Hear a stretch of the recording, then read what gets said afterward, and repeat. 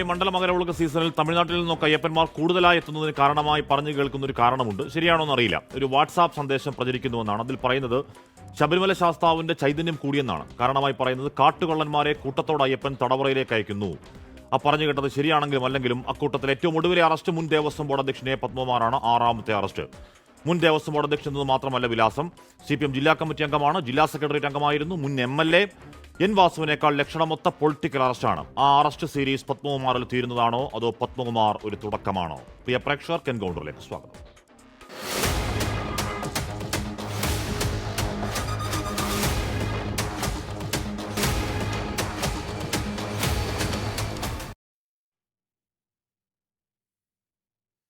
ഇന്ന് വന്ന രണ്ട് പ്രതികരണങ്ങൾ കാണാം. ശബരിമല അയ്യപ്പന്റെ ഒരു തരി സ്വർണം ആരും കാക്കാൻ പറ്റില്ല. അതിന്റെ ഭാഗമായി ഹൈക്കോടതിയുടെ നിർദ്ദേശം അനുസരിച്ച് നടക്കുന്ന SIT അന്വേഷണം, ആ അന്വേഷണത്തിന്റെ ഭാഗമായിട്ട് ആരൊക്കെയാണോ വേണ്ടത് അവരെല്ലാം പിടിക്കാം, ആവശ്യമായ അന്വേഷണം നടത്താം, ആവശ്യമായ നിലപാട് സ്വീകരിക്കാം, നിയമത്തിന്റെ മുമ്പിൽ കൊണ്ടുവരാം. അങ്ങനെ നിയമത്തിന്റെ മുമ്പിൽ കൊണ്ടുവരുമ്പോൾ ഒരാളെയും സംരക്ഷിക്കാൻ communist Party of India Marxist ഇല്ല. ഇനി SIT ചോദ്യം ചെയ്യേണ്ടത് പഴയ ദേവസ്വം മന്ത്രിയാണ്. കാരണം കടകംപള്ളി സുരേന്ദ്രൻ ഇക്കാര്യത്തിൽ പങ്കുണ്ട് എന്ന് ഞങ്ങൾ ഉറച്ചു വിശ്വസിക്കുന്നു. പോറ്റി കുടുങ്ങിയാൽ CPM നേതാക്കളും കുടുങ്ങുമെന്ന് CPM നേതൃത്വത്തിനും മുഖ്യമന്ത്രിക്കൊക്കെ അറിയാമായിരുന്നു. പക്ഷേ ഇപ്പോൾ ഇത് മറച്ചു വയ്ക്കാൻ പറ്റിയില്ല. അതുകൊണ്ട് CPM നേതാക്കന്മാരുടെ ജയിലിലേക്കുള്ള ഘോഷയാത്ര ആരംഭിച്ചു കഴിഞ്ഞിരിക്കുകയാണ്. Shri D Suresh Kumar, advocate VR Anoop, Shri PR Sivasankar, Shri George Joseph എന്നിവർ ചർച്ചയിൽ. ഞാൻ ശ്രീ D സുരേഷ് കുമാറിലേക്ക് പോകുന്നു. ശ്രീ സുരേഷ് കുമാർ, ഇവിടെ ഉണ്ണികൃഷ്ണൻ പോറ്റിയുമായി ചേർന്ന് എ പത്മകുമാർ സാമ്പത്തിക നേട്ടം ഉണ്ടാക്കിയെന്നാണ് SITയുടെ കണ്ടെത്തൽ. എന്ന് പറഞ്ഞാൽ ഈ സ്വർണ്ണക്കൊള്ളയുടെ സൂത്രധാരൻ എ പത്മകുമാർ എന്നാണ്. ശബരിമല നോക്കാൻ ഏൽപ്പിച്ച ദേവസ്വം ബോർഡ് ഭഗവാന്റെ മുതൽ കൊള്ളയടിച്ചു വന്ന കേസിലാണ് എ പത്മകുമാർ അറസ്റ്റിലാവുന്നത്. അതിൽ കുറ്റക്കാരാരായാലും പിന്തുണക്കില്ല എന്ന പതിവ് പ്രതികരണം മതിയാകുമോ ശ്രീ സുരേഷ് കുമാർ?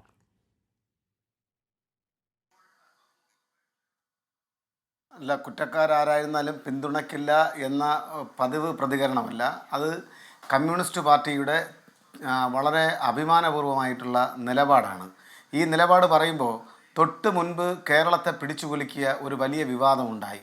നിങ്ങളെല്ലാവരും കേരളത്തിലെ ഇന്ത്യയിലെ മുഖ്യധാരാ മാധ്യമങ്ങൾ വളരെ സജീവമായി ചർച്ച ചെയ്തൊരു വിഷയമാണ്. യൂത്ത് കോൺഗ്രസിൻ്റെ സംസ്ഥാന പ്രസിഡൻ്റായിട്ടുള്ള നിലവിൽ MLA ആയിട്ടുള്ള ഒരാളിനെ സംബന്ധിച്ച് അതീവ ഗൗരവതരമായ വിഷയം വന്നു. അന്ന് കോൺഗ്രസിൻ്റെ സമുന്നതരായിട്ടുള്ള നേതാക്കന്മാർ ഉയർത്തിയ വാദഗതി എന്താണ്? തെളിവ് സഹിതം കയ്യോടെ പിടിക്കപ്പെട്ടിട്ടും ഇത് AI സാങ്കേതിക വിദ്യയുടെ സഹായത്തോടു കൂടി നിർമ്മിക്കപ്പെട്ട ശബ്ദരേഖയാണ് എന്ന് പറഞ്ഞ് അങ്ങേയറ്റം കേരളത്തിൻ്റെ പൊതു മനസാക്ഷിയെ തന്നെ വെല്ലുവിളിക്കുന്ന നിലയിലുള്ള വാദഗതികൾ ഉയർത്തിയ നേതാക്കന്മാർ ഒരു വശത്തുണ്ട്. അപ്പോഴാണ് ഗോവിന്ദ മാഷിനെ പോലെ കമ്മ്യൂണിസ്റ്റ് പാർട്ടിയുടെ കേരളത്തിലെ ഏറ്റവും സമുന്നതനായ നേതാവ് ഇത്രയും കൃത്യമായൊരു നിലപാട് ഈ വിഷയത്തിൽ പറയുന്നത്. അതിനെ നമ്മൾ വെറുതെ ഒരു വിൺവാക്കായി അല്ലെങ്കിൽ ഒരു വേഗമായി ഇങ്ങനെ പറഞ്ഞു പോകുന്നതിൽ എനിക്ക് ആങ്കറോട് അങ്ങേയറ്റത്തെ വിഷമം, ഞാൻ ഇത്തരത്തിലുള്ള വാദഗതി പങ്കുവയ്ക്കുന്നതിൽ ഞാൻ ആ വിഷമം പങ്കുവയ്ക്കുകയാണ്. അത് ശരിയല്ല. ഇത്രയും അഭിമാനകരമായൊരു നിലപാട് അന്വേഷണ മധ്യേ പ്രധാനപ്പെട്ട ചില ആളുകൾ അറസ്റ്റിലാകുന്നു. അവരെ അതിൻ്റെ ചുമതല ഏൽപ്പിച്ചത് കമ്മ്യൂണിസ്റ്റ് പാർട്ടിയും ഇടതുപക്ഷ ജനാധിപത്യ മുന്നണിയും ഈ സർക്കാരുമാണ്.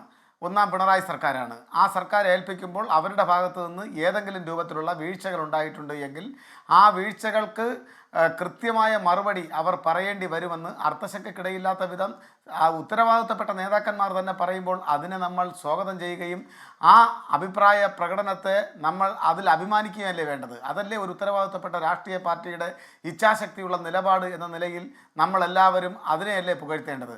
എന്നാൽ നിങ്ങൾ എന്താ ചെയ്യുന്നത്? ഇപ്പോൾ നിങ്ങൾ ചെയ്യുന്നത് നേരെ മറിച്ചാണ്. നിങ്ങൾ ചെയ്യുന്നത് വലതുപക്ഷ രാഷ്ട്രീയത്തിന്, ഇന്ത്യൻ നാഷണൽ കോൺഗ്രസ്സിന് ഒരു പെൺകുട്ടിയുടെ അടിവയർ ചവിട്ടിക്കലക്കും, നിന്നെ കൊല്ലാൻ എനിക്ക് എത്ര സമയം വേണം എന്ന് പറഞ്ഞ ആളിനെ പച്ച പരവതാനി വിരിച്ച് ഈ നാട്ടിലൂടെ കൊട്ടിഘോഷിച്ച് ഘോഷയാത്രയായി കൊണ്ടു നടക്കുകയാണ്. അതിനെതിരെ നിങ്ങൾക്ക് ഒരു വിഷമതയുമില്ലല്ലോ. ഇപ്പോൾ ഈ പറഞ്ഞതിൽ ആത്മാർത്ഥതയുണ്ടോ ഇല്ലയോ എന്നുള്ളതിനെ സംബന്ധിച്ച് സാങ്കേതികമായ പരിശോധനയാണ് നടത്തുന്നത് എങ്കിൽ നിങ്ങൾ മനസ്സിലാക്കിക്കൊള്ളൂ. കമ്മ്യൂണിസ്റ്റ് പാർട്ടി ഓഫ് ഇന്ത്യ മാർക്സിസ്റ്റിൻ്റെ സംസ്ഥാന സെക്രട്ടറി, ഇടതുപക്ഷ ജനാധിപത്യ മുന്നണിയുടെ കേരളത്തിലെ ഏറ്റവും സമുന്നതനായിട്ടുള്ള നേതാവ് എം വി ഗോവിന്ദൻ മാഷ് ഇന്ന് അർത്ഥശങ്കക്കിടയില്ലാത്ത വിധം പറഞ്ഞു, ഇതുമായി ബന്ധപ്പെട്ട് ശബരിമലയിലെ സ്വർണ്ണ തിരിമറിയുമായി ബന്ധപ്പെട്ട് ആർക്കെങ്കിലും ഏതെങ്കിലും രൂപത്തിലുള്ള ബന്ധമുണ്ടെങ്കിൽ അവരെ സംരക്ഷിക്കുന്ന യാതൊരുവിധ നിലപാടും നമ്മുടെ ഭാഗത്ത് നിന്ന് ഉണ്ടാകില്ല എന്ന് പറഞ്ഞു. അതിനപ്പുറം നിങ്ങൾക്ക് എന്താണ് കേൾക്കേണ്ടത്? എന്താണ് നിങ്ങൾ കേൾക്കാൻ ആഗ്രഹിക്കുന്നത്? അവരെ സംരക്ഷിക്കുമെന്നോ അല്ലെങ്കിൽ ആൾക്കൂട്ടത്തിലേക്ക് ഇതിൻ്റെ അലയൊലി പതിയെ മാറുമ്പോൾ അവർ കടന്നു വരുമ്പോൾ തോളിലേറ്റി അവരെ വേദിയിലേക്ക് ഞങ്ങൾ ആനയിക്കുമെന്ന് നിങ്ങൾ കരുതുന്നുണ്ടോ? അങ്ങനെ ഒരു പാരമ്പര്യം കോൺഗ്രസിനെ പോലെയോ മറ്റ് വലതുപക്ഷ രാഷ്ട്രീയ പ്രസ്ഥാനങ്ങളെ പോലെയുള്ളൊരു പാരമ്പര്യം, വെറും വൃത്തികെട്ട പാരമ്പര്യം കമ്മ്യൂണിസ്റ്റ് പാർട്ടിക്ക് ഇല്ല എന്ന് തന്നെ കരുതിക്കോളൂ. അത് ഞങ്ങളുടെ ഇച്ഛാശക്തിയോട് കൂടിയിട്ടുള്ള നിലപാടാണ്. ഞങ്ങൾ ആദ്യമേ പറഞ്ഞു, അന്വേഷണം നടക്കട്ടെ. ഹൈക്കോടതിയുടെ ബഹുമാനപ്പെട്ട ദേവസ്വം ബെഞ്ചിൻ്റെ മേൽനോട്ടത്തിൽ നടക്കുന്ന, നിർദ്ദേശാനുസരണം നടക്കുന്ന ഈ അന്വേഷണത്തിൽ ഒരിക്കലും ഇടപെടാനോ ഏതെങ്കിലും രൂപത്തിൽ അതിനകത്ത് മറ്റേതെങ്കിലും രൂപത്തിൽ ഇടപെടാനോ സ്വാധീനിക്കാനോ സർക്കാരോ സർക്കാരിൻ്റെ ഭാഗമായോ ആരും തന്നെ ശ്രമിച്ചിട്ടില്ല എന്നുള്ളത് വസ്തുതയാണ്. ഇനി ഏതൊക്കെ രൂപത്തിൽ, ആദ്യം പറഞ്ഞ എന്താണ്, ഈ അന്വേഷണത്തിൽ ഞങ്ങൾക്ക് സംശയമുണ്ട്, ഈ അന്വേഷണത്തിൽ ഞങ്ങൾ തൃപ്തരല്ല, അതുകൊണ്ട് കേന്ദ്ര ഏജൻസിയെ ഈ അന്വേഷണം ഏൽപ്പിക്കണമെന്ന് പറഞ്ഞു. ഇപ്പോൾ അന്വേഷണം അതിൻ്റെ ശരിയായ ദിശയിൽ നടന്നുകൊണ്ടിരിക്കുകയാണ്. അന്വേഷണവുമായി ബന്ധപ്പെട്ട് ഇവർക്കുള്ള പങ്കിനെ സംബന്ധിച്ച് അന്തിമമായിട്ടുള്ള റിപ്പോർട്ട് സമർപ്പിക്കുമ്പോൾ മാത്രമാണ് ഇവരുടെ യഥാർത്ഥ പങ്കിനെ സംബന്ധിച്ച് വ്യക്തമാവുകയുള്ളൂ. ആ അന്വേഷണം നടന്ന് അന്വേഷണത്തിലൂടെ കുറ്റക്കാരാരാണെന്ന് കണ്ടുപിടിക്കുന്ന നിലയിലേക്ക് കാര്യങ്ങൾ ഫൈനലൈസ് ചെയ്യപ്പെടും. അപ്പോൾ അതിനു മുമ്പേ നമ്മളൊരു വിധി പ്രസ്താവത്തിലേക്ക് എത്തിച്ചേരേണ്ടുന്ന കാര്യമില്ല. കൃത്യമായി ആരാണോ ഇതിൻ്റെ പിന്നിൽ പ്രവർത്തിച്ചിട്ടുള്ളത്, ആ പ്രവർത്തിച്ചിട്ടുള്ള ആളുകളെ നിയമത്തിൻ്റെ മുന്നിലേക്ക് കൊണ്ടുവരുന്നതിന് വേണ്ടി ബഹുമാനപ്പെട്ട ഹൈക്കോടതിയുടെ ദേവസ്വം ബെഞ്ചിൻ്റെ നിർദ്ദേശാനുസരണമുള്ള അന്വേഷണം വളരെ ഫലപ്രദമായി മുന്നോട്ട് പോവുകയാണ്. ആ അന്വേഷണത്തിന് മുഴുവൻ ആളുകളും, ഈ നിയമത്തെ ബഹുമാനിക്കുകയും സ്നേഹിക്കുകയും ബഹുമാനിക്കുകയും ചെയ്യുന്ന മുഴുവൻ ആളുകളും അതിനോട് ഒരു എതിർപ്പും പറയുന്നില്ല. പക്ഷേ കേരളത്തിന്റെ സുരേഷ് കുമാർ, ഇവിടെ പത്മകുമാറിനെതിരെ പ്രഥമദൃഷ്ട തെളിവ് ഉള്ളതുകൊണ്ട് SIT അറസ്റ്റ് ചെയ്തു എന്നുള്ളതാണോ അങ്ങ് പറയുന്നത്?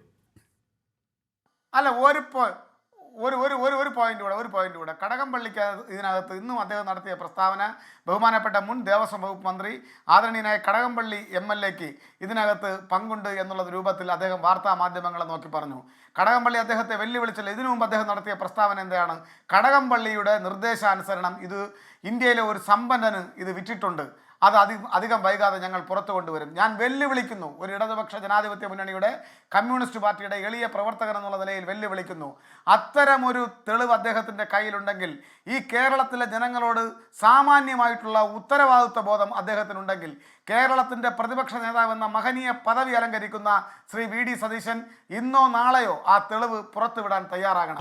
അല്ലാതെ ജനങ്ങളെ തെറ്റിദ്ധരിപ്പിക്കാൻ വേണ്ടി തങ്ങൾക്ക് 9.5 വർഷമായി നഷ്ടപ്പെട്ടു പോയ അധികാരത്തിൻ്റെ പരിഭ്രാന്തിയിൽ ഇത്തരത്തിലുള്ള ജൽപ്പനങ്ങൾ നടത്തുന്നത് അവസാനിപ്പിക്കാൻ ഉത്തരവാദിത്തപ്പെട്ട സ്ഥാനത്തിരിക്കുന്ന കേരളത്തിന്റെ പ്രതിപക്ഷ നേതാവ് തയ്യാറാകണമെന്നാണ് ഞങ്ങൾക്ക് ഈ സന്ദർഭത്തിൽ പറയാനുള്ളത്. അല്ലാതെ പാർട്ടി നടപടി ഉണ്ടാകുമോ? കാര്യത്തിലും CPM-ഓ ഇടതുപക്ഷ പത്മകുമാറിനെതിരെ പാർട്ടി നടപടി ഉണ്ടാകും? അന്വേഷണത്തിന്റെ പൂർണ്ണമായ വിവരങ്ങൾ പുറത്തു വരട്ടെ. ഞാൻ ചോദിക്കട്ടെ, അങ്ങ് കേരളത്തിലെ ഏറ്റവും പ്രഗത്ഭരായിട്ടുള്ള ഒരു മാധ്യമ പ്രവർത്തകനാണ്. Communist Party of India Marxist ഇത്തരത്തിൽ തെറ്റ് ചെയ്യുന്ന ആളുകളെ തെളിവ് സഹിതം പിടിക്കപ്പെട്ടാൽ ഏതെങ്കിലും ഒരാളെ സംരക്ഷിച്ച ചരിത്രമുണ്ടോ? നടപടി ഉണ്ടാകുമെന്നാണ് മറുചോദ്യമാണ്. അങ്ങയോടെ മറുചോദ്യമാണ്. അങ്ങ് നടപടി ഉണ്ടാകുമെന്ന് പറയാണ്.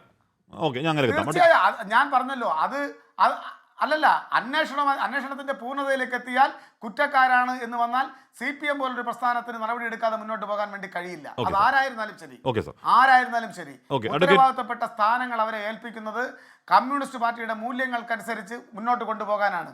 അത് കൊണ്ടുപോയില്ല എങ്കിൽ അതിലേതെങ്കിലും പാകപ്പിഴ വരുത്തിയാൽ സ്വാഭാവികമായിട്ടുള്ള നടപടികൾക്ക് അവർ വിധേയരാകുമെന്നുള്ളത് പാർട്ടി ചട്ടവും മാനദണ്ഡവുമാണ്. അതിൻ്റെ അതിർവരമ്പ് പുറത്തു കിടക്കാനും കേരളത്തിലെ ഇന്ത്യയിലെ ഒരു കമ്മ്യൂണിസ്റ്റ് പാർട്ടി പ്രവർത്തകനും കഴിയില്ല എന്നുള്ളത് എനിക്കും അങ്ങയ്ക്കുമൊക്കെ അറിയാവുന്നൊരു ഫാക്റ്റാണ്. ആ ഫാക്റ്റിനെ നമ്മൾ വെല്ലുവിളിച്ച് മുന്നോട്ട് പോകാൻ വേണ്ടി കഴിയില്ല. അഡ്വക്കേറ്റ് VR അനൂപ്, ഇവിടെ കുറ്റക്കാരനല്ല കുറ്റാരോപിതൻ എന്നാണ് MV ഗോവിന്ദൻ പാർട്ടി സംസ്ഥാന സെക്രട്ടറി പറഞ്ഞത്. സാങ്കേതികമാണെങ്കിലും അത് ശരിയാണ്. അറസ്റ്റ് ഉണ്ടായി, കേസ് കോടതിയിൽ വരണം, ട്രയൽ കഴിയണം, കുറ്റക്കാരനെന്ന് കണ്ടെത്തണം. കുറ്റക്കാരനെന്ന് കണ്ടെത്തിയാൽ പാർട്ടി നടപടി ഉണ്ടാകുമെന്ന് CPM പ്രതിനിധിയുടെ ഉറപ്പാണ്. ശ്രീ VR അനൂപ്. ഹാഷ്മി, ഒരു നിമിഷം ഈ ചർച്ചയ്ക്ക് ഇരിക്കുമ്പോൾ എനിക്ക് ഈ ചർച്ചയുടെ വിഷയം മാറിപ്പോയി എന്ന് തോന്നി. ഈ ചർച്ചയ്ക്ക് വരുമ്പോൾ നിങ്ങളുടെ പ്രതിനിധി എന്നെ അറിയിച്ചത് CPM നേതാവിൻ്റെ അറസ്റ്റുമായി ബന്ധപ്പെട്ട. പക്ഷെ CPM പ്രതിനിധി പറയുന്നത് അങ്ങേയറ്റം അഭിമാനകരമായൊരു മുഹൂർത്തമാണ് എന്നാണ്. എന്തിനാണ് ഇത്ര വലിയ അഭിമാനം തോന്നുന്നത്? ഇവർ ഈ സംഭവങ്ങളുടെ തുടക്കത്തിൽ എന്താ പറഞ്ഞത്? ഞങ്ങൾ കമ്മ്യൂണിസ്റ്റുകാരാണ്, കമ്മ്യൂണിസ്റ്റുകാർക്ക് കക്കാൻ കഴിയില്ല എന്നൊക്കെ പറഞ്ഞ ആളുകളല്ലേ. പിന്നീട് ഒരു പടി മുന്നോട്ട് അന്വേഷണം മുന്നോട്ട് പോയപ്പോൾ ഇവരെന്താ പറഞ്ഞത്? ഇതൊരു കമ്മ്യൂണിസ്റ്റ് പാർട്ടിയുടെ ഗവൺമെൻറ് ആയതുകൊണ്ടാണ് ഈ കളവിൽ അന്വേഷണം വരുന്നത്, അതുകൊണ്ടാണ് ഈ അന്വേഷണം മുന്നോട്ട് പോകുന്നത്. പച്ച നുണയല്ലേ ഇവർ പറയുന്നത്? എന്താ യാഥാർത്ഥ്യം? ഈ അന്വേഷണത്തിൽ കമ്മ്യൂണിസ്റ്റ് പാർട്ടിയുടെ ഗവൺമെൻറ്റിന് എന്തെങ്കിലും റോളുണ്ടോ? കോടതിയുടെ പ്രത്യേക മേൽനോട്ടത്തിൽ പ്രത്യേക അന്വേഷണ സംഘം നടത്തുന്ന അന്വേഷണമാണെന്നേ. കമ്മ്യൂണിസ്റ്റ് പാർട്ടി നേരായ ദിശയിൽ അന്വേഷണം നടത്തുന്നതെന്നും പറഞ്ഞ ആളുകളെ തെറ്റിദ്ധരിപ്പിക്കല്ലേ. നിവൃത്തികേട് കൊണ്ട് പിടിക്കപ്പെടുന്നതാ. കോടതിയുടെ നിർദ്ദേശാനുസരണം നടക്കുന്ന അന്വേഷണത്തിന്റെ ഭാഗമായി ഇപ്പോൾ കമ്മ്യൂണിസ്റ്റ് പാർട്ടിയുടെ നേതാവ് ഈ പറയുന്ന പത്മകുമാറിലേക്ക് അന്വേഷണം എത്തി. ഈ അന്വേഷണത്തിന്റെ ഓരോ ഘട്ടത്തിലും ഇവർ പ്രതികരിച്ചത് നമ്മൾ കേട്ടതല്ലേ. ആദ്യം പറഞ്ഞത് എന്താ? ഉണ്ണികൃഷ്ണൻ പോറ്റിയാണ് കുറ്റക്കാരൻ. അപ്പോൾ ഞങ്ങളെടുത്തൊരു നിലപാടുണ്ട്, ഇത് കേവലം ഒരു ഉണ്ണികൃഷ്ണ പോറ്റിയിൽ ഒതുങ്ങുന്ന ഒന്നല്ലെന്നേ. ഇതിന് പിന്നിൽ ഉന്നതമായ ഉദ്യോഗസ്ഥ വൃന്ദമുണ്ട്, അവരെ നയിക്കുന്ന ഭരണ നേതൃത്വമുണ്ട്. ഉന്നതമായ ഉദ്യോഗസ്ഥ വൃന്ദം എന്ന് പറയുമ്പോൾ വാസു, അദ്ദേഹം ദേവസ്വം കമ്മീഷണറായിരുന്നു. അദ്ദേഹം ഒരു ദേവസ്വം കമ്മീഷണർ മാത്രമല്ലല്ലോ, CPMന്റെ പഞ്ചായത്ത് പ്രസിഡന്റായി മത്സരിച്ച ആളാ. സാങ്കേതികത്വത്തിന് വേണ്ടി വേണമെങ്കിൽ സമ്മതിക്കാം, അദ്ദേഹം CPMുമായി ബന്ധമുള്ള ആളല്ല, ഉദ്യോഗസ്ഥരാണെന്ന് സമ്മതിക്കാം. ഇപ്പോൾ ഈ പത്മകുമാറിന്റെ കാര്യത്തിൽ അത് പറയാൻ പറ്റുമോ ഹാഷ്മി? പത്മകുമാർ എന്ന് പറഞ്ഞാൽ പാർട്ടിയാ, Communist Party of India Marxist ആണ്. പത്മകുമാർ പാർട്ടിയാണെന്ന് മാത്രമല്ല, പാർട്ടിയിൽ എല്ലാ കാലത്തും പിണറായിയുടെ പക്ഷത്തിന്റെ പ്രതിനിധിയായിരുന്ന ആളാ. ഹാഷ്മി പത്തനംതിട്ടക്കാരനല്ലേ, അദ്ദേഹത്തിന്റെ രാഷ്ട്രീയ ചരിത്രം അറിയുന്ന ആളല്ലേ. ഇങ്ങനെ പിണറായിയുടെ ഏറ്റവും അടുത്തൊരായ ആള് അഴിമതി ചെയ്ത് കൈയോടെ പിടിക്കപ്പെട്ടു, ഒരു നിവൃത്തിയുമില്ലാതെ പിടിക്കപ്പെട്ടപ്പോൾ പിന്നെ ഇവിടെ വന്ന് ഞങ്ങൾ എന്തോ മഹനീയ കൃത്യം നടത്തി, ഒരു ഗറില്ല ആക്രമണം നടത്തി, പുന്നപ്ര വയലാർ സമരത്തിൽ പങ്കെടുത്ത കാര്യം പറയുന്ന പോലെ പറയുന്നത് ഞങ്ങൾ കമ്മ്യൂണിസ്റ്റുകാരിലെ കക്കില്ലെന്ന്. നിങ്ങൾ കള്ളന്മാരാണെന്നേ, നിങ്ങൾ കള്ളന്മാരാണ്. കളവ് മുതൽ കൈയോടെ പിടിക്കപ്പെട്ടു, ഒരു നിവൃത്തിയും ഇല്ലാതെ. എന്നിട്ട് സാങ്കേതികത്വം പറയാണ് നിങ്ങളുടെ സെക്രട്ടറി എന്താ പറയുന്നത്? നിങ്ങളുടെ സെക്രട്ടറി പറയുന്നത് കുറ്റാരോപിതനാണെന്നാ. ഇവിടെ എല്ലാ കേസിലും ഏതൊരാൾ കുറ്റം ചെയ്താലും പറയുന്ന ഒരു സാങ്കേതികത്വം മാത്രമാണ് കുറ്റാരോപിതനെന്ന്. അത് പറഞ്ഞ് നിങ്ങൾ നിന്നോ? നിങ്ങൾ ഇപ്പോഴും പത്മകുമാറിനെ ന്യായീകരിച്ചോ? നിങ്ങൾ ന്യായീകരിക്കണം എന്നാ ഞങ്ങളുടെ ആഗ്രഹം. ഇവിടെ ഒരു കാര്യം ഞാൻ പറയാം, ഞാനൊരു നിമിഷം കേരളത്തിൻ്റെ ചരിത്രത്തിലേക്ക് ഒരു രാഷ്ട്രീയ ചരിത്രം പറയാൻ ഞാൻ ആഗ്രഹിക്കുകയാണ്. 1957 കേരളത്തിലെ ആദ്യത്തെ കമ്മ്യൂണിസ്റ്റ് മന്ത്രിസഭ വരുമ്പോൾ ഹാഷ്മി, അതിൻ്റെ ഒരു കാരണം എന്ന് പറയുന്നത് ശബരിമലയാണ്. അതിനു മുമ്പ് തിരുകൊച്ചിയിലെ മുഖ്യമന്ത്രിയായിരുന്ന C കേശവൻ കോൺഗ്രസിന്റെ മുഖ്യമന്ത്രിയായിരുന്നു. വെറും മുഖ്യമന്ത്രിയല്ല, കാറൽ മാക്സിനെ ഭഗവാൻ കാറൽ മാക്സ് എന്ന് വിളിച്ച C കേശവൻ, അദ്ദേഹം മുഖ്യമന്ത്രിയായിരിക്കുമ്പോഴാണ് ശബരിമലയിൽ തീവെപ്പ് കേസ് ഉണ്ടാകുന്നത്. അന്ന് ശബരിമല കോൺഗ്രസുകാർ കത്തിച്ചു എന്ന് പറഞ്ഞ് അത്തരമൊരു വികാരം ഇളക്കിവിട്ടാണ് കേരളത്തിലെ ആദ്യത്തെ കമ്മ്യൂണിസ്റ്റ് മന്ത്രിസഭ വരുന്നത്. ബാലറ്റ് പേപ്പറിലൂടെ ആദ്യത്തെ തെരഞ്ഞെടുക്കപ്പെട്ട കമ്മ്യൂണിസ്റ്റ് മന്ത്രിസഭ വരുന്നത് ശബരിമല അയ്യപ്പന്റെ പേരിൽ വർഗീയത ഇളക്കിവിട്ട് വോട്ട് പിടിച്ചിട്ടാണെന്നേ. അതിന് ചരിത്രത്തിന്റെ ഒരു മറുപടിയാണ്. ആദ്യത്തെ കമ്മ്യൂണിസ്റ്റ് മന്ത്രിസഭ വന്നത് അയ്യപ്പന്റെ പേര് പറഞ്ഞാണെങ്കിൽ ഇവിടെ അവസാനത്തെ മന്ത്രിസഭയുടെ അവസാന കാലമാണ് നമ്മൾ കാണുന്നത്. അതേ അയ്യപ്പൻ ഇവരെ താഴെ ഇറക്കാൻ പോവാണെന്നേ. ശബരിമലയിൽ കട്ടതിന്റെ പേരിൽ കേരളത്തിലെ ആദ്യത്തെ മന്ത്രിസഭ ശബരിമല അയ്യപ്പനെ വെച്ച് ഉണ്ടാക്കിയ ഇവർക്ക് ശബരിമലയിലെ അവസാനത്തെ മുഖ്യമന്ത്രിക്കും കാരണം അയ്യപ്പനാകും. ഇത് ചരിത്രത്തിന്റെ ഒരു മറുപടിയാ. C കേശവന്റെ ശാപം പിണറായി വിജയനെ വേട്ടയാടാൻ പോവാണെന്നേ. അതിന്റെ കൂട്ടത്തിൽ ഒരു കാര്യം കൂടി പറയണം. എവിടെയാണ് നമ്മുടെ സംഘപരിവാർ? വിശ്വാസികൾ എന്നൊക്കെ പറഞ്ഞ് വിശ്വാസത്തിന്റെ കുത്തക അവകാശപ്പെടുന്ന ആളുകളാണല്ലോ. വിശ്വാസത്തിന് പൊള്ളലേറ്റാൽ, വിശ്വാസികൾക്ക് വേദനിച്ചാൽ ഞങ്ങൾ ചോദിക്കുമെന്ന് നിരന്തരം പറയുന്ന ആളുകളല്ലേ. ഇവിടെ സംഘപരിവാറിന്റെ ഒരു അന്വേഷണ ഏജൻസി ഉണ്ടല്ലോ. അമ്മി കൊത്താനുണ്ടോ അമ്മി എന്ന് പറയുന്നത് പോലെ അഴിമതിക്കാരുണ്ടോ, അഴിമതിക്കാർ, കള്ളപ്പണം എന്ന് ചോദിച്ചു നോക്കുന്ന ED എവിടെയാണിപ്പോൾ? എൻഫോഴ്സ്മെന്റ് ഡയറക്ടറേറ്റ് എവിടെയാണിപ്പോൾ? ഇതുപോലത്തെ ഒരു വിഷയത്തിൽ, സെൻസിറ്റീവായ വിഷയത്തിൽ സംഘപരിവാർ നയിക്കുന്ന അന്വേഷണ ഏജൻസികൾ ഇടപെടുന്നുണ്ടോ? സംഘപരിവാറിന്റെ സംഘടനകൾ പേരിന് 2-3 സമരം നടത്തി മിണ്ടാതിരിക്കുക. ഇവിടെ കൃത്യമായി ഇവരെ സംരക്ഷിക്കാൻ ED പോലും പറഞ്ഞല്ലോ. ഇവിടെ ഇവിടെ നമ്മൾ എപ്പോഴും ഒരു സിനേറിയോ മാറ്റം എപ്പോഴും പറയാറുള്ളതാണ്. ഇവിടെ ഭരിക്കുന്നത് നിങ്ങളാണെന്ന് കരുതൂ, നിങ്ങളുടെ ഒരു ജില്ലാ നേതാവ് ഇതുപോലെ ഒരു കാട്ടുകൊള്ള കേസിൽ അറസ്റ്റിലായെന്ന് കരുതൂ, ഇവിടെ പ്രതിപക്ഷത്ത് CPM ആണെന്ന് കരുതൂ, എന്തൊക്കെയാകുമായിരുന്നു സമരം? അത് വെച്ച് നിങ്ങൾ എന്ത് സമരം നടത്തിയെന്നാണ് ശ്രീ വിആർഒ? അല്ല, ഞങ്ങൾക്ക് ഞങ്ങളുടേതായ ഒരു ശൈലിയുണ്ടല്ലോ. നിങ്ങൾക്കറിയാം, പത്തനംതിട്ടയിൽ തന്നെ യൂത്ത് കോൺഗ്രസിന്റെ പ്രസിഡന്റ്, യൂത്ത് കോൺഗ്രസിന്റെ സംസ്ഥാന നേതാക്കന്മാർ ഉൾപ്പെടെ ജയിലിൽ കിടന്നില്ലേ? ഞങ്ങളുടെ ഒരു KPC ജനറൽ സെക്രട്ടറി ജയിലിലായിരുന്നില്ലേ? ഇവിടെ അതുപോലെ ജയിലിൽ കിടന്നിട്ടുണ്ടോ സംഘപരിവാരത്തിൻ്റെ ഏതെങ്കിലും ആളുകൾ? ഇവർ വിശ്വാസികളെന്ന് പറയുന്ന ആളുകളല്ലേ? ശബരിമലയുടെ കുത്തകാവകാശം അവകാശപ്പെടുന്ന ആളുകളല്ലേ? ഏതെങ്കിലും ഒരു BJPയുടെ നേതാവ് പോട്ടെ, BJPയുടെ ഒരു പ്രാദേശിക പ്രവർത്തകൻ ഈ വിഷയത്തിൻ്റെ പേരിൽ എന്തുകൊണ്ടാണ് ജയിലിൽ പോകാൻ തയ്യാറാകാതിരുന്നത്? എന്തുകൊണ്ടാണ് തെരുവുകൾ സമരവുമായി രംഗത്ത് വരാതിരുന്നത്? വളരെ കൃത്യമായി ശബരിമല വിഷയത്തെ ഒരു ബന്ദിയാക്കിക്കൊണ്ട് പിണറായി വിജയനെ സംരക്ഷിക്കാൻ ശ്രമിക്കുകയാണെന്നേ. പക്ഷെ ഒരു കാര്യം പറയാം, താങ്കൾ ആദ്യം പറഞ്ഞതിലേക്കെ കാര്യം, ഇവിടെ ശബരിമല അയ്യപ്പന്റെ ചൈതന്യം വർദ്ധിച്ചിരിക്കുന്നു എന്ന് ആരെങ്കിലും വിശ്വസിച്ചാൽ അവരെ കുറ്റം പറയാൻ കഴിയില്ല. കള്ളന്മാർ, കൊള്ളക്കാർ ഓരോരുത്തരെയായി പിടിക്കപ്പെട്ടിരിക്കുക. ശബരിമല അയ്യപ്പൻ പിണറായി വിജയനെ പിടിക്കാൻ ആരംഭിച്ചത് എപ്പോഴാ? ശബരിമലയിലെ പൊന്നു പൂങ്കാവനത്തിൽ ഈ പറയുന്ന വാവർ സമേതനായി ശബരിമലയിലെ അയ്യപ്പസ്വാമി വാണരുളുന്ന ശബരിമല സന്നിധാനത്തിൽ മുസ്ലിങ്ങളുടെ വീടുകൾ ബുൾഡോസ് ചെയ്യുമെന്ന് പറഞ്ഞ യോഗി ആദിത്യനാഥിന്റെ സന്ദേശം വായിച്ച അന്ന് മുതൽ ഇവരുടെ കഷ്ടകാലം തുടങ്ങി. ഹാഷ്മി, അന്ന് മുതൽ തുടങ്ങിയതാ. അയ്യപ്പ സംഗമത്തും മുതൽ തുടങ്ങിയതാണെന്നേ. ഓരോ വിഷയം ഒന്നിനു പുറകെ ഒന്നായി വെളിച്ചത്ത് കൊണ്ടുവരുന്നു. അയ്യപ്പൻ അവസാനത്തെ കള്ളനെയും പിടിക്കും എന്ന കാര്യത്തിൽ ഒരു സംശയവുമില്ല. സത്യം ജനങ്ങളുടെ മുന്നിൽ. PR ശിവശങ്കർ, ഇവിടെ ഇത് വലിയ കേസാണ്, വലിയ ഡയമെൻഷനുള്ള കേസാണ്. ഇപ്പോൾ ഹൈക്കോടതി തന്നെ പറയുന്നത് പോലെ ഇത് അന്താരാഷ്ട്ര വിഗ്രഹ കള്ളക്കടത്തുകാരൻ സുഭാഷ് കപൂർ മോഡലാണോ എന്ന് അന്വേഷിക്കണമെന്നടക്കം കോടതി തന്നെ സംശയിക്കുന്നത് മാരകമായ ഡയമെൻഷനാണ്. ഈ പറയുന്ന ഏതാനും പാളി ഇളക്കിക്കൊണ്ട് വിറ്റ് ഏതോ ഗോവർദ്ധന് വിറ്റ് പൈസ മേടിച്ചു എന്ന മാലപൊട്ടിക്കൽ കേസ് പോലൊരു കേസേ അല്ല. അപ്പോൾ അതിൻ്റെതായ കോംപ്ലിക്കേഷൻ ഉണ്ട്. PR ശിവശങ്കർ എൻ വാസുവിൻ്റെ അറസ്റ്റ് വൈകിയപ്പോൾ എന്തുകൊണ്ട് വൈകി എന്ന ചോദ്യമുണ്ടായി. അന്വേഷണ സംഘത്തെ അവിശ്വസിക്കുന്ന നിലപാടുണ്ടായി.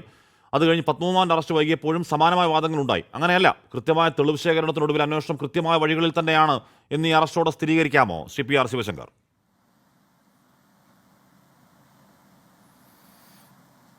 ഞാനത് പൂർണ്ണമായിട്ടും വിശ്വസിക്കുന്നില്ല. കാരണം അതിന് പല കാരണങ്ങളുണ്ട്. അതിന് നമ്മുടെ മുന്നിൽ തന്നെ ധാരാളം തെളിവുകൾ, കോടതി തന്നെ മുന്നോട്ട് വയ്ക്കുന്ന കോടതിയുടെ വിധികളിലുള്ള തെളിവുകൾ നമ്മുടെ മുന്നിലുണ്ട്. ഞാൻ ആ കാര്യത്തിലേക്ക് കടക്കാം. ഒന്ന്, ഞാൻ ആദ്യം നമ്മൾ ഈ ചർച്ചയുടെ ഒരു ഭാഗമായിട്ട് ഈ പതിവ് പ്രതികരണം എന്ന് ഹാഷ്മി പറഞ്ഞു. അത് ഗോവിന്ദൻ മാഷിൻ്റെ പതിവ് പ്രതികരണമല്ല. അതിനു മുമ്പ് ഒരു പതിവ് ഇൻട്രൊഡക്ഷൻ ഹാഷ്മിയുടെ ഒന്നും കിട്ടിയില്ല. ഞാനൊരു 4-5 മിനിറ്റ് എന്താ പറയുക, ടെലിവിഷൻ ചാനൽ കത്തുന്ന ഒരു ഇൻട്രോ പ്രതീക്ഷിച്ചിരിക്കുകയായിരുന്നു. ഒരു 2 സെക്കൻഡ് കൊണ്ടിട്ട് തീർന്നു പോയി. അത് കാരണം പതിവ് ഹാഷ്മിയും തെറ്റിച്ചു. പതിവ് പ്രതികരണമല്ല ഗോവിന്ദനും ചെയ്തത്. ശ്രീ ഗോവിന്ദൻ്റെ പ്രതികരണത്തിൽ ഒരു ഗൂഢ ആനന്ദം ഞാൻ കാണുന്നുണ്ട്. കാരണം നിരന്തരമായി അദ്ദേഹം വളരെ ചിരിച്ചുകൊണ്ട്, അതുപോലെ തന്നെ അദ്ദേഹം പറഞ്ഞത് ഇനി ആരാണ് യഥാർത്ഥ കമ്മ്യൂണിസ്റ്റ്, അല്ലെങ്കിൽ ആരാണ് യഥാർത്ഥ ഇടതുപക്ഷം, അത് പാർട്ടിയുടെ നയങ്ങളനുസരിച്ച് ജീവിക്കുന്നവർ മാത്രമാണ് എന്ന് അദ്ദേഹം തറപ്പിച്ച് പറയുന്നുണ്ടായിരുന്നു. അപ്പോൾ അത്തരത്തിലുള്ള മുനവയ്ക്കുന്ന ചില കാര്യങ്ങളും, ഞാൻ ആരായാലും അറസ്റ്റ് ചെയ്യും, ഇതിൻ്റെ മുകളിലേക്കും പോകും, ഒരാളെയും സംരക്ഷിക്കില്ല എന്നുള്ള വാദമുഖങ്ങളും വളരെ ഷാർപ്പായിട്ടുള്ള പ്രതികരണങ്ങളും അദ്ദേഹത്തിൻ്റെ പതിവ് പ്രതികരണമല്ല എന്ന് ഞാൻ പറഞ്ഞു വെക്കാൻ ആഗ്രഹിക്കുന്നു. 2, ഇപ്പോഴത്തെ കമ്മ്യൂണിസ്റ്റ് പാർട്ടിയുടെ നേതാവ് അദ്ദേഹം പറഞ്ഞത് ഞങ്ങൾ ആരെയും സംരക്ഷിക്കില്ല എന്ന ഒരു വാദമുഖവും വെച്ചു. അത് ഹാഷ്മിയോട് ചോദിക്കുകയും ചെയ്യണ്ടായിരുന്നു. ഹാഷ്മി ഉത്തരവൊന്നും പറഞ്ഞില്ല. കൊന്നവനെയും ബോംബ് വെച്ചവനെയും ജയിലിൽ നിന്ന് ഇറങ്ങിയപ്പോൾ മാലയിട്ട് സ്വീകരിച്ച പാർട്ടി കൂടിയാണ് ഈ കമ്മ്യൂണിസ്റ്റ് പാർട്ടി. അതിൽ ധാരാളം തെളിവുകളുണ്ട്. ഒരു ഉത്തരവോടെ പറഞ്ഞിട്ട് ഞാൻ ഹാഷ്മിയുടെ ചോദ്യത്തിലേക്ക് കിടക്കാം. ഇവിടെ ബഹുമാനപ്പെട്ട കോൺഗ്രസിൻ്റെ വക്താവ് പറഞ്ഞു ഞങ്ങൾ എന്താ ചെയ്യണേ, ഇവിടെ സംഘപരിവാർ എന്താ ചെയ്യണേന്ന്. സംഘപരിവാർ എന്താ ചെയ്തതെന്ന് സംസ്ഥാനത്തെ നേതാക്കൾ കണ്ടിട്ടുണ്ട്.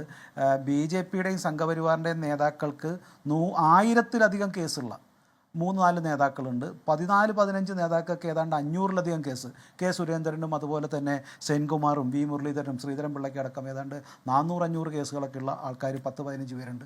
അപ്പോൾ കേസിൻ്റെ കാര്യത്തിൽ കഴിഞ്ഞ സമരത്തിലായാലും ഈ സമരത്തിലും ധാരാളം കേസ് എനിക്കെതിരെയൊക്കെ ഉണ്ട്.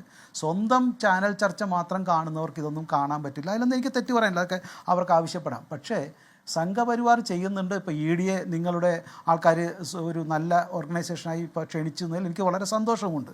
ഞാൻ ഈ ഹാഷ്മിയുടെ വിഷയത്തിലേക്ക് കിടക്കാം. ഹാഷ്മി, ഈ പ്രശ്നങ്ങളെല്ലാം മുന്നേറുമ്പോൾ ഇന്നത്തെ ഈ അറസ്റ്റിൻ്റെ പ്രധാനപ്പെട്ട കാര്യം ഞാൻ മനസ്സിലാക്കുന്നത് ജയശ്രീ എന്ന് പറയുന്ന അവരുടെ ഒരു കോടതിയിൽ കൊടുത്ത തെളിവുകളുണ്ടല്ലോ, അതിൽ കൃത്യമായിട്ട് ഇപ്പോൾ ഹൈക്കോടതിയുടെ ഉത്തരവിൽ തന്നെ പേജ് നമ്പർ 4 പോയിന്റ് നമ്പർ 5 നിങ്ങളുടെ മുമ്പിലൊക്കെ ഉണ്ടാവും. അത് കൃത്യമായിട്ട് പറയുന്നുണ്ട്. 19/3/2019 ദേവസ്വം ബോർഡിൻ്റെ ഓർഡറിൽ അതിന് മലയാളത്തിൽ എഴുതി വെച്ചിട്ടുണ്ട്, മലയാളം ഇംഗ്ലീഷിലൊക്കെ എഴുതി വെച്ചിട്ടുണ്ട്, കൈമാറ്റം ചെയ്യാവുന്നതാണ് എന്ന് പറഞ്ഞുകൊണ്ട് സംസ്ഥാനത്തെ ദേവസ്വം ബോർഡ് ഉത്തരവിട്ടത് മാത്രമാണ് ഞാൻ ചെയ്തത് എന്ന് ജയശ്രീ പറഞ്ഞിട്ടുണ്ട്. അപ്പോൾ അത്തരത്തിൽ ദേവസ്വം ബോർഡിൻ്റെ തീരുമാനങ്ങൾ മാത്രമാണ് ഞങ്ങൾ നടപ്പിലാക്കിയത്. ഇതൊരു പ്രധാനപ്പെട്ട കാര്യമായിട്ട് ഞാൻ കാണുന്നു. അതാണ് ഈ അറസ്റ്റിലേക്ക് പോകാനുള്ള ഏറ്റവും, അതിപ്പോൾ ജയശ്രീ ചോദ്യം ചെയ്തപ്പോഴും പറഞ്ഞിട്ടുണ്ടാവും, അറസ്റ്റിലേക്ക് പോയപ്പോഴാണ് അവർ പറഞ്ഞത്. ഇത് മാത്രമല്ല, ജയശ്രീ അടക്കമുള്ള പല ആളുകളും ശക്തമായി ഈ പത്മകുമാറിൻ്റെ മാത്രമല്ല, വാസുവിൻ്റെ മാത്രമല്ല, ഈ തിരുവിതാംകൂർ ദേവസ്വം ബോർഡിലെ സീനിയറായിട്ടുള്ള ഉദ്യോഗസ്ഥന്മാർ എല്ലാവരും ഈ ദേവസ്വം ബോർഡ് പ്രസിഡന്റുമാരുടെയും അതുപോലെ തന്നെ ദേവസ്വം മന്ത്രിമാരുടെയും ഇതിലുള്ള ഒത്താശ കൃത്യമായി പറഞ്ഞിട്ടുണ്ട്. കാരണം ദേവസ്വം ബോർഡ് പ്രസിഡന്റ് എന്നുള്ളത് ഒരു പൊളിറ്റിക്കൽ തീരുമാനമാണ്, നമുക്കെല്ലാവർക്കും അറിയാം. അതുകൊണ്ടാണല്ലോ ഈ പറയുന്ന വാസു പല രീതിയിലും വന്നിട്ടും അവിടെ ദേവസ്വം ബോർഡ് ചെയർമാനായതും അതുപോലെ തന്നെ MLA ആയിരുന്ന സംസ്ഥാന സമിതി നേതൃത്വത്തിലേക്ക് തഴയപ്പെട്ട്, എന്തുകൊണ്ട് തഴയപ്പെട്ടു എന്നുള്ളതൊക്കെ ഉള്ളത് ഗോവിന്ദൻ്റെ ചില ചിരികളിലൊക്കെ നമുക്കിപ്പോൾ കാണാം. തഴയപ്പെട്ട് വീണ ജോർജുമായിട്ടുള്ള പ്രശ്നത്തിൽ ജില്ലാ കമ്മിറ്റിയിൽ നിന്നും ഇപ്പോൾ താഴേക്ക് പോകുന്നൊക്കെയുള്ള സ്ഥിതിയിൽ നിൽക്കുന്ന ഒരാൾ എങ്ങനെയാണ് തിരുവിതാംകൂർ ദേവസ്വം ബോർഡിൻ്റെ ചെയർമാൻ സ്ഥാനത്തേക്ക് വന്നത് എന്നും നമുക്കറിയാം. അപ്പോൾ ഇത്തരത്തിലുള്ള പൊളിറ്റിക്കൽ തീരുമാനങ്ങളുടെ ഭാഗമായിട്ടാണ് അല്ലെങ്കിൽ അവരുടെ കയ്യിൽ നിന്നാണ് ഡിസിഷൻ വരുന്നതെങ്കിൽ തീർച്ചയായിട്ടും ഈ അരക്കള്ളനും മുക്കാക്കള്ളനുമല്ല, ഈ പെരുങ്കള്ളനും ഇനിയുള്ള പെരുങ്കള്ളന്മാരും ഉറപ്പായി ഈ സംസ്ഥാനത്തെ ഈ ഹൈക്കോടതി നിശ്ചയിക്കുന്ന അന്വേഷണം ഇനിയും ദ്രുതഗതിയിൽ പോയാൽ അവരും സംസ്ഥാനത്തെ പോലീസ് ഉദ്യോഗസ്ഥരാണ്, അവർക്ക് സ്വന്തം മാതൃസംഘടനയിൽ നിന്ന് അല്ലെങ്കിൽ പോലീസ് സേനയിലെ ഉന്നതാധികാരികളിൽ നിന്ന് ഈ ഹൈക്കോടതിയൊക്കെ ഇപ്പോൾ പോവും എന്നുള്ള തരത്തിലുള്ള ഭീഷണിയൊന്നും വന്ന് അവർ അതിന് വഴങ്ങിയില്ലെങ്കിൽ ഉറപ്പാണ് ഈ പെരുങ്കള്ളന്മാരും അകത്തു പോകുമെന്നുള്ള കാര്യത്തിൽ സംശയമില്ല. കാരണം അതിൻ്റെ തെളിവുകൾ ജയശ്രീ അടക്കം അതുപോലെ തന്നെ ഈ കുറ്റപത്രത്തിലുള്ള ബാക്കി 10 പേരിൽ 4 പേരടക്കം, അറസ്റ്റ് ചെയ്യാത്ത 4-5 പേരിലടക്കം സംസ്ഥാനത്തെ SIR മറ്റേ ഇവിടുത്തെ സ്പെഷ്യൽ ഇൻവെസ്റ്റിഗേഷൻ ടീമിന് കിട്ടിയിരിക്കുന്നു എന്നാണ് നമ്മൾ ചാനലിലൂടെയും അതുപോലെ തന്നെ ഇൻറ്റേർണൽ ഇൻഫർമേഷനോടെയും മനസ്സിലാക്കുന്നത്. അപ്പോൾ ഒരു കാര്യം ഉറപ്പാണ്, ഇത് വെറും സ്വർണ്ണക്കള്ള കേസല്ല. താങ്കൾ പറഞ്ഞതുപോലെ ഇതിന് ഒരു അന്താരാഷ്ട്ര ഗൂഢാലോചനയുണ്ട്. അന്താരാഷ്ട്ര വലിയ ഈ പറയുന്ന ഉരുപ്പിടി കേസ്, അതുപോലെ പൗരാണിക ഉരുപ്പിടി തട്ടിക്കൊണ്ടുപോകുന്ന വലിയ വലിയ ആളുകൾ, അവരുമായിട്ട് ബന്ധമുണ്ടെന്ന് ഹൈക്കോടതി തന്നെ വിശ്വസിക്കുന്നു. ഇത് വെറും സ്വർണം അല്ലെങ്കിൽ ഒരു 3.5 കിലോഗ്രാം സ്വർണ്ണമല്ല, അത് അയ്യപ്പൻ്റെ ചൈതന്യം, അയ്യപ്പൻ്റെ വാതിൽ, അതുപോലെ തന്നെ ഈ അതിൻ്റെ മുമ്പിലുള്ള ദ്വാരപാലകർ, ഇതിനൊക്കെ വിലമതിക്കാനാവാത്ത രീതിയിലുള്ള വിലയുണ്ട്. അല്ലാണ്ട് 3.5 കിലോ സ്വർണം വെച്ചാൽ അത് ആവില്ല. ഇതിപ്പം വേറൊരു തട്ടിപ്പിൻ്റെ കഥ കൂടി, കളവിൻ്റെ കഥ കൂടിയുണ്ട്. ഈ അതിനകത്ത് അമ്പലത്തിനകത്ത് ഇദ്ദേഹത്തിൻ്റെ നമ്മൾ അയ്യപ്പൻ്റെ കൂടെ വെക്കുന്ന ഉറക്കാൻ വെക്കുന്ന ഒരു ദണ്ട്, അത് ഈ പത്മകുമാറിൻ്റെ മകൻ എടുത്തുകൊണ്ടുപോയി എന്നൊരു ആരോപണമുണ്ട്. അതും തെളിയിക്കപ്പെടണം. അപ്പോൾ സ്വർണ്ണദണ്ഡാണോ ചൂരൽ ദണ്ഡാണോ മറ്റൊരു പ്രശ്നമുണ്ട്. പക്ഷേ അത് സ്വർണ്ണമാണെങ്കിലും ചൂരിലായാലും ആന്റിക് വാല്യൂ. ശബരിമലയിലുള്ളത് 1 കിലോ കരിക്കട്ട എന്ന് വെക്കൂ. ആ കരിക്കട്ടയ്ക്ക് പോലും വിശ്വാസികളുടെ മനസ്സിൽ വജ്രത്തേക്കാൾ മൂല്യമുണ്ട്. അത് വിശ്വാസികൾക്ക് മനസ്സിലാവുന്ന സാധനമാണ്. ഞാൻ അങ്ങനെയൊക്കെ എത്താം സാർ, ഞാൻ അങ്ങനെയൊക്കെ എത്താം. ഞാൻ ഹാഷ്മി ഒരു കാര്യം പറയാൻ ആഗ്രഹിക്കുന്നു. ഒറ്റ മിനിറ്റ് ഹാഷ്മി, ഈ സ്റ്റേറ്റ്മെന്റ് കൂടുതൽ പറയേണ്ട കാര്യമുണ്ട്. 24-ലല്ല മറ്റൊരു ചാനലിൽ കട്ടിളപ്പാളി കേസ് എന്നൊക്കെയാണ് ഇത് പറയുന്നത്. ഞാൻ ചാനലിൻ്റെ പേര് പറയുന്നില്ല. കട്ടിളപ്പാളി കേസ് എന്നൊക്കെ പറഞ്ഞ് ഇത് വെറും സ്വർണ്ണക്കള്ളക്കടത്തോ അല്ലെങ്കിൽ വെറും കട്ടിളപ്പാളി കേസോ അല്ല. ഇത് കേരളത്തിലെ അല്ലെങ്കിൽ ഈ സൗത്ത് ഇന്ത്യയിലെ മുഴുവൻ ജനങ്ങളുടെ വികാരത്തെ മാനിക്കുന്നതാണ്. അവിടെ താങ്കൾ സൂചിപ്പിച്ചതല്ലേ, താങ്കൾ വളരെ വ്യക്തമായി സൂചിപ്പിച്ചപോലെ ഒരു കരിക്കട്ട എടുത്തുകൊണ്ട് പോയാലും അവിടുത്തെ ഭക്തരുടെ മനസ്സിന് വേദനയുണ്ടാകും. അത് മനസ്സിലാക്കിയിട്ടാണ് SIT ഇത്ര നല്ല തീരുമാനങ്ങൾ എടുക്കുന്നത്. ഇതുവരെ ഞങ്ങൾ ശക്തമായിട്ട് ഇത്തരം തീരുമാനം എടുക്കുന്നു. ഒരുപക്ഷെ ഇവിടുത്തെ കോൺഗ്രസ് നേതാവിൻ്റെ ആഗ്രഹം പോലെ തീർച്ചയായിട്ടും ED വരും. കാരണം ഇതിൻ്റെ പുറകിൽ ചെറിയ പണമല്ല, 3.5 കിലോ സ്വർണത്തിൻ്റെ പണമല്ല ഇങ്ങോട്ട് വന്നത് എന്ന് ഞങ്ങൾക്ക് ഉറപ്പുണ്ട്. അത് കാരണം PMLA കേസും വരും, അതിനുള്ള അന്വേഷണം നടത്തണം. ഏതായാലും മറ്റേ കശുവണ്ടിക്കടത്ത് കേസിലെ പ്രതികളെ രക്ഷിക്കുവാനായിട്ട് ഇടതുപക്ഷവും വലതുപക്ഷവും 3 പ്രാവശ്യം CBIക്ക് അനുമതി നിഷേധിച്ചതുപോലെ ഇതിലും നിഷേധിച്ചില്ലെങ്കിൽ തീർച്ചയായും ED വരും, അന്വേഷിക്കും. ഇത്തരത്തിലുള്ള തട്ടിപ്പ് ഈ PMLA കേസിൽ ഈ പണം മറ്റുള്ള പെരുങ്കള്ളന്മാരിലേക്ക് പോയിട്ടുണ്ടോ എന്നുള്ള അന്വേഷണം വരും എന്ന് ഞാൻ തീർച്ചയായിട്ടും അവിടെ നടത്തിയ കൊള്ളയ്ക്ക് ആര് നടത്തി, അതൊക്കെ അവരൊക്കെ അതിന് മറുപടി പറയണം. ജോർജ് ജോസഫ്, ഇവിടെ ഇടയ്ക്ക് ഒരു ഉത്തരവിൽ ഹൈക്കോടതി പറയുന്നുണ്ടായിരുന്നു ദ്വാരപാലക പാളികളല്ല, ദ്വാരപാലകരെ തന്നെ ഇളക്കിക്കൊണ്ടുപോയി ഒരു കൺസിഡറബിൾ മോണിറ്ററി ബെനിഫിറ്റിന് വിറ്റോ എന്നാലും അന്വേഷിക്കണമെന്ന് പറയുന്നുണ്ടായിരുന്നു. അത് കോടതിയുടെ ഒരു സംശയമാണ്. 1 മുതൽ 9 വരെ ഇടക്കാല ഉത്തരവ് നോക്കിക്കഴിഞ്ഞാൽ തുടക്കം മുതൽ കോടതിയുടെ ഒരു സംശയവും അത് പാളിയിട്ടിരുന്നത് വളരെ വ്യക്തവുമാണ്. അപ്പോൾ ഈ സുഭാഷ് കപൂർ എന്നൊക്കെ കോടതി വെറുതെ പറയുന്നതല്ല എന്നാണ് എൻ്റെ ബോധ്യം. ജോർജ് ജോസഫ് പോട്ടെ, അത് അന്വേഷണത്തിൽ തെളിയട്ടെ. സുഭാഷ് കപൂറുണ്ടോ, വിദേശയാത്രകളുണ്ടോ, വിദേശത്ത് കൊണ്ട് കടത്തിയിട്ടുണ്ടോ, എന്തെങ്കിലുമൊക്കെ ഇത് മാത്രമാണ്, ഇതിനപ്പുറം ഉണ്ടോ എന്നൊക്കെ അന്വേഷിക്കട്ടെ. ഇവിടെ പക്ഷേ ഇത് വിജിലൻസ് കോടതിയിലേക്കാണ് ശ്രീ ജോർജ് ജോസഫ് കൊണ്ടുപോകുന്നത്. എന്തുകൊണ്ടാണ് അതിന്റെ വിജിലൻസ് ആംഗിളിലേക്ക് പോകുന്നത് ഇപ്പോൾ? ഇല്ല, എനിക്ക് ആ കാര്യത്തിൽ കാരണം നമ്മൾ ശബരിമലയിലെ കേസ് 2 എഫ്ഐആർ എടുത്തിട്ടുണ്ട്. അത് സ്വർണ്ണ തട്ടിപ്പ് തന്നെയാണ്. അപ്പോൾ ആ സ്വർണ്ണ തട്ടിപ്പിനകത്ത് ദേവസ്വം ബോർഡ് പ്രസിഡന്റും മറ്റവരും പബ്ലിക് സെർവൻ്റാണ്. അപ്പോൾ ആ പബ്ലിക് സെർവൻ്റ് ഇവിടെ ഉണ്ണിശുകമ്പോറ്റിയും മറ്റു പലരിൽ നിന്നും പണം വാങ്ങിച്ചിരിക്കുന്നു. അതാണ്. അപ്പോൾ അത് സെക്ഷൻ 13 PC ആക്ട് അല്ലെങ്കിൽ 14 ഹാബിച്വലായിട്ട് അവർ കമ്മീഷൻ ചെയ്യുന്ന ചില കാര്യങ്ങളുണ്ട് ഇതിനകത്ത്. അത് ഒരു പ്രാവശ്യം അല്ല വാങ്ങിച്ചിരിക്കുന്നത്. ദേവസ്വം ബോർഡ് പ്രസിഡന്റ് നിരന്തരം ഇരുന്ന 2 വർഷം അല്ല 4 വർഷം ഇരുന്ന സന്ദർഭത്തിൽ കുറേശ്ശെ അവിടുന്ന് ഊറ്റിയെടുക്കുക എന്നാണ് ഞാൻ പറയുന്നത്.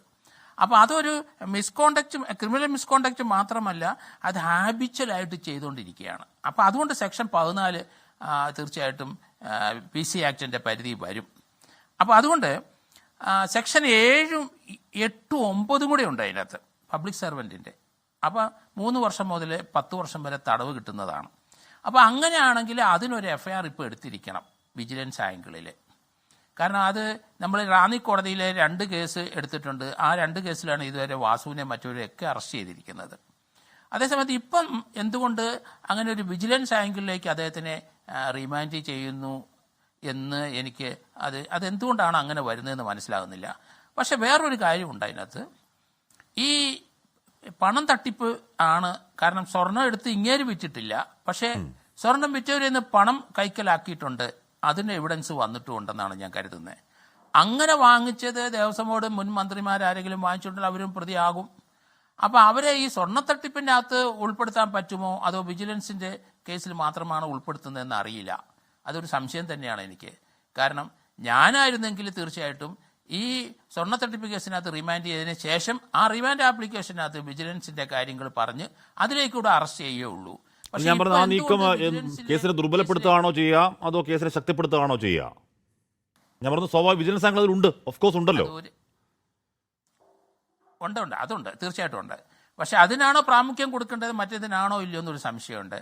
മറ്റൊരു കാര്യം, ഇതിനകത്ത് ഇനിയൊരു അറസ്റ്റ് ഇമ്പോർട്ടൻ്റ് ആയ 1-2 പേർക്ക് ഉണ്ട് എങ്കിൽ അത് ചിലപ്പോൾ ഒരു വിജിലൻസ് ആംഗിളിൽ മാത്രം ഒതുങ്ങുന്ന രീതിയിലായിരിക്കണം. അതുകൊണ്ടാണോ മുൻകൂട്ടി കണ്ടുകൊണ്ട് SIT ഇത് ചെയ്തതെന്ന് എനിക്കറിയില്ല. പക്ഷേ സ്വാഭാവികമായിട്ടും ഈ 2 കേസ് എഫ്ഐആർ റാന്നി കോടതിയിലെ കേസിനകത്ത് മറ്റുള്ള വാസു വരെയുള്ളവരെ അറസ്റ്റ് ചെയ്ത് ആൾക്കാരെ ആ കേസിലേക്ക് അറസ്റ്റ് ചെയ്തു. അതിനുശേഷം ഇപ്പം ഈ പത്മകുമാറിനെ വിജിലൻസ് കേസിലേക്കാണ് അറസ്റ്റ്. ആ റിമാൻഡ് ആപ്ലിക്കേഷനകത്ത് ഈ 2 എഫ്ഐആറിനകത്തൂടെ അറസ്റ്റ് രേഖപ്പെടുത്തിയിട്ടുണ്ടോ ഇല്ലയോ നമുക്കറിയാം. അത് പരിശോധിക്കേണ്ടിയിരിക്കുന്നത്. അത് റിമാൻഡ് ആപ്ലിക്കേഷൻ നിങ്ങൾക്ക് കോപ്പി കിട്ടിക്കഴിയുമ്പോൾ അതും വ്യക്തമാകുള്ളൂ. എങ്കിലും അതൊരു ദീർഘവീക്ഷണത്തോടു കൂടിയുള്ള ഒരു നടപടിയായിട്ടും ഞാൻ കാണുന്നുണ്ട്. പക്ഷേ ഞാൻ ഉദ്ദേശിക്കുന്ന രീതി അതിപ്പം പറയുന്നില്ല. ഉദ്ദേശിക്കുന്ന രീതിയിൽ 1-2 ആൾക്കാർ അതിൻ്റെ അകത്ത് വരുന്നെങ്കിൽ അവരെ കൂടെ ഉദ്ദേശിച്ചായിരിക്കണം ആ വിജിലൻസ് ആംഗിള് വെച്ചിരിക്കുന്നത്. അല്ലെന്നുണ്ടെങ്കിൽ ആ ദേവസ്വം ബോർഡിൻ്റെ ഇപ്പോഴത്തെ കേസിൻ്റെ ആദ്യത്തെ 2 കേസിനകത്ത് അറസ്റ്റ് ചെയ്യുന്നതായിരിക്കും നല്ലത്. പക്ഷേ ദീർഘവീക്ഷണത്തോടു കൂടി ആ വിജിലൻസ് SITക്കാർ ഉദ്ദേശിച്ചുകൊണ്ടാണോ ഇങ്ങനെ ഒരു വിജിലൻസ് ആംഗിളിലേക്ക് അറസ്റ്റ് സംശയം തന്നെയായിരുന്നു. പറഞ്ഞാൽ പത്മകുമാറിൽ നിന്ന് തുടങ്ങി ഒരു ഗോവണിപ്പടി മുകളിലേക്ക് കയറുന്നുണ്ടോ എന്നൊരു സംശയം ആ വിജിലൻസ് ആംഗിൾ കണ്ടപ്പോൾ എനിക്ക് തോന്നി. ഞാൻ അങ്ങനെയൊക്കെ എത്താം. സുരേഷ് കുമാറും SITയുടെ കണ്ടെത്തലായി മനസ്സിലാക്കാൻ കഴിയുന്നത് ഈ പോറ്റിയും പത്മകുമാറിന്റെ വീട്ടിൽ പോയിട്ടുണ്ട്, അവിടെ ഒരു കോൺസ്പിറസി ഉണ്ടായിട്ടുണ്ട്. മാത്രമല്ല പത്മകുമാർ ഈ പോറ്റിയുടെ കയ്യിൽ നിന്നുമൊക്കെ അല്ലെങ്കിൽ ഈ ഇടപാടിലൂടെ സാമ്പത്തിക നേട്ടം ഉണ്ടാക്കി എന്നൊക്കെ SITയുടെ കണ്ടെത്തലായി അറിയാൻ കഴിയുന്നുണ്ട്. അന്വേഷണത്തിൽ വ്യക്തമാവട്ടെ കൂടുതൽ. പക്ഷെ അതുകൊണ്ടാണല്ലോ ഒരു അറസ്റ്റിലേക്കൊക്കെ കാര്യങ്ങൾ നീങ്ങുന്നത്. ഒരു തെളിവില്ലാതെ അറസ്റ്റും ഉണ്ടാവുമല്ലോ. സുരേഷ് കുമാർ, നമ്മൾ സംസാരിക്കുന്നത് CPMന്റെ ഒരു മുൻ MLA, ഒരു ജില്ലാ കമ്മിറ്റി അംഗം, ഒരു ജില്ലാ സെക്രട്ടേറിയറ്റ് അംഗം, പത്തനംതിട്ടയിലെ CPMന്റെ പ്രധാനപ്പെട്ട ഒരു മുഖം അമ്പലം വിഴുങ്ങി കേസിൽ അറസ്റ്റിലായതിനെ പറ്റിയാണ് സംസാരിക്കുന്നത് ശ്രീ സുരേഷ് കുമാർ.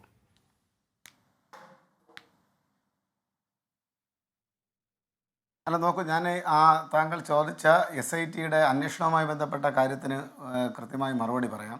അതിനു മുൻപ് ഇവിടെ ബഹുമാനപ്പെട്ട കോൺഗ്രസിൻ്റെയും BJPയുടെയും പ്രതിനിധികൾ പറഞ്ഞ 2 ആരോപണങ്ങളുണ്ട്. ആരോപണങ്ങൾക്ക് മറുപടി പറയാനുള്ള സമയം എനിക്ക് അനുവദിക്കണം. ഒന്ന്, കോൺഗ്രസിൻ്റെ പ്രതിനിധി പറഞ്ഞത് ഞങ്ങൾ കാട്ടുകള്ളന്മാരാണ്, CPMകാർ കാട്ടുകള്ളന്മാരെന്നാണ് അദ്ദേഹം വിശേഷിപ്പിച്ചത്.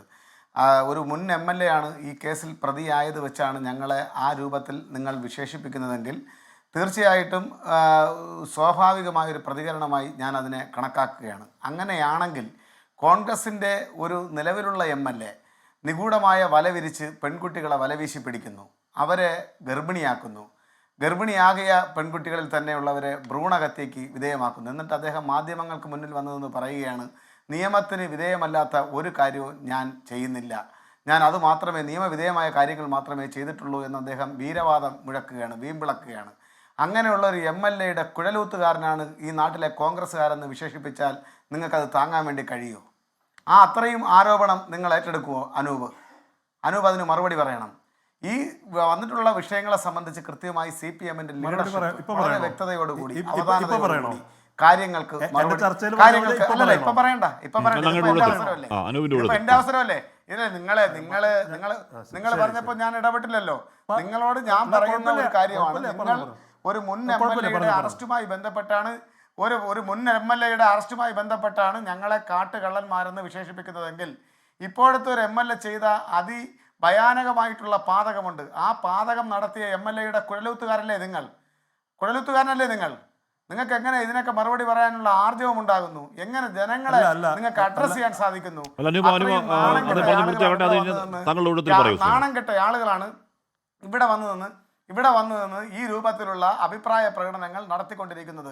ഇതിനെല്ലാം ഉത്തരവാദിത്തപ്പെട്ട പാർട്ടി ലീഡർഷിപ്പ് മറുപടി പറഞ്ഞു. എന്നാൽ നിങ്ങളുടെ പാർട്ടി ലീഡർഷിപ്പ് എന്താ പറഞ്ഞത്? ആ ശബ്ദ സന്ദേശത്തിലടക്കം AI സാങ്കേതിക വിദ്യ ഒളിച്ചു കടത്തിയിട്ടുണ്ടോ എന്നത് സംശയിക്കുന്നുവെന്നാണ് ഐക്യജനാധിപത്യ മുന്നണിയുടെ കൺവീനർ, ഈ നാടിൻ്റെ ജനങ്ങളോട് പ്രതിബദ്ധതയുള്ള ബഹുമാന്യനായ ശ്രീ അടൂർ MP, ആറ്റിങ്ങൽ MP അടക്കമുള്ള ആളുകൾ ഇവിടെ വന്ന് പറഞ്ഞിട്ടുള്ളത്. ഞാൻ അതിൻ്റെ വിശദാംശങ്ങളിലേക്ക് കടക്കുന്നില്ല. പിന്നെ BJP-യുടെ പ്രതിനിധി ഇപ്പോൾ സ്പെഷ്യൽ ഇൻവെസ്റ്റിഗേഷൻ ടീമിൻ്റെ നിഷ്പക്ഷതയെക്കുറിച്ച് വാചാലനായി സംസാരിച്ചു.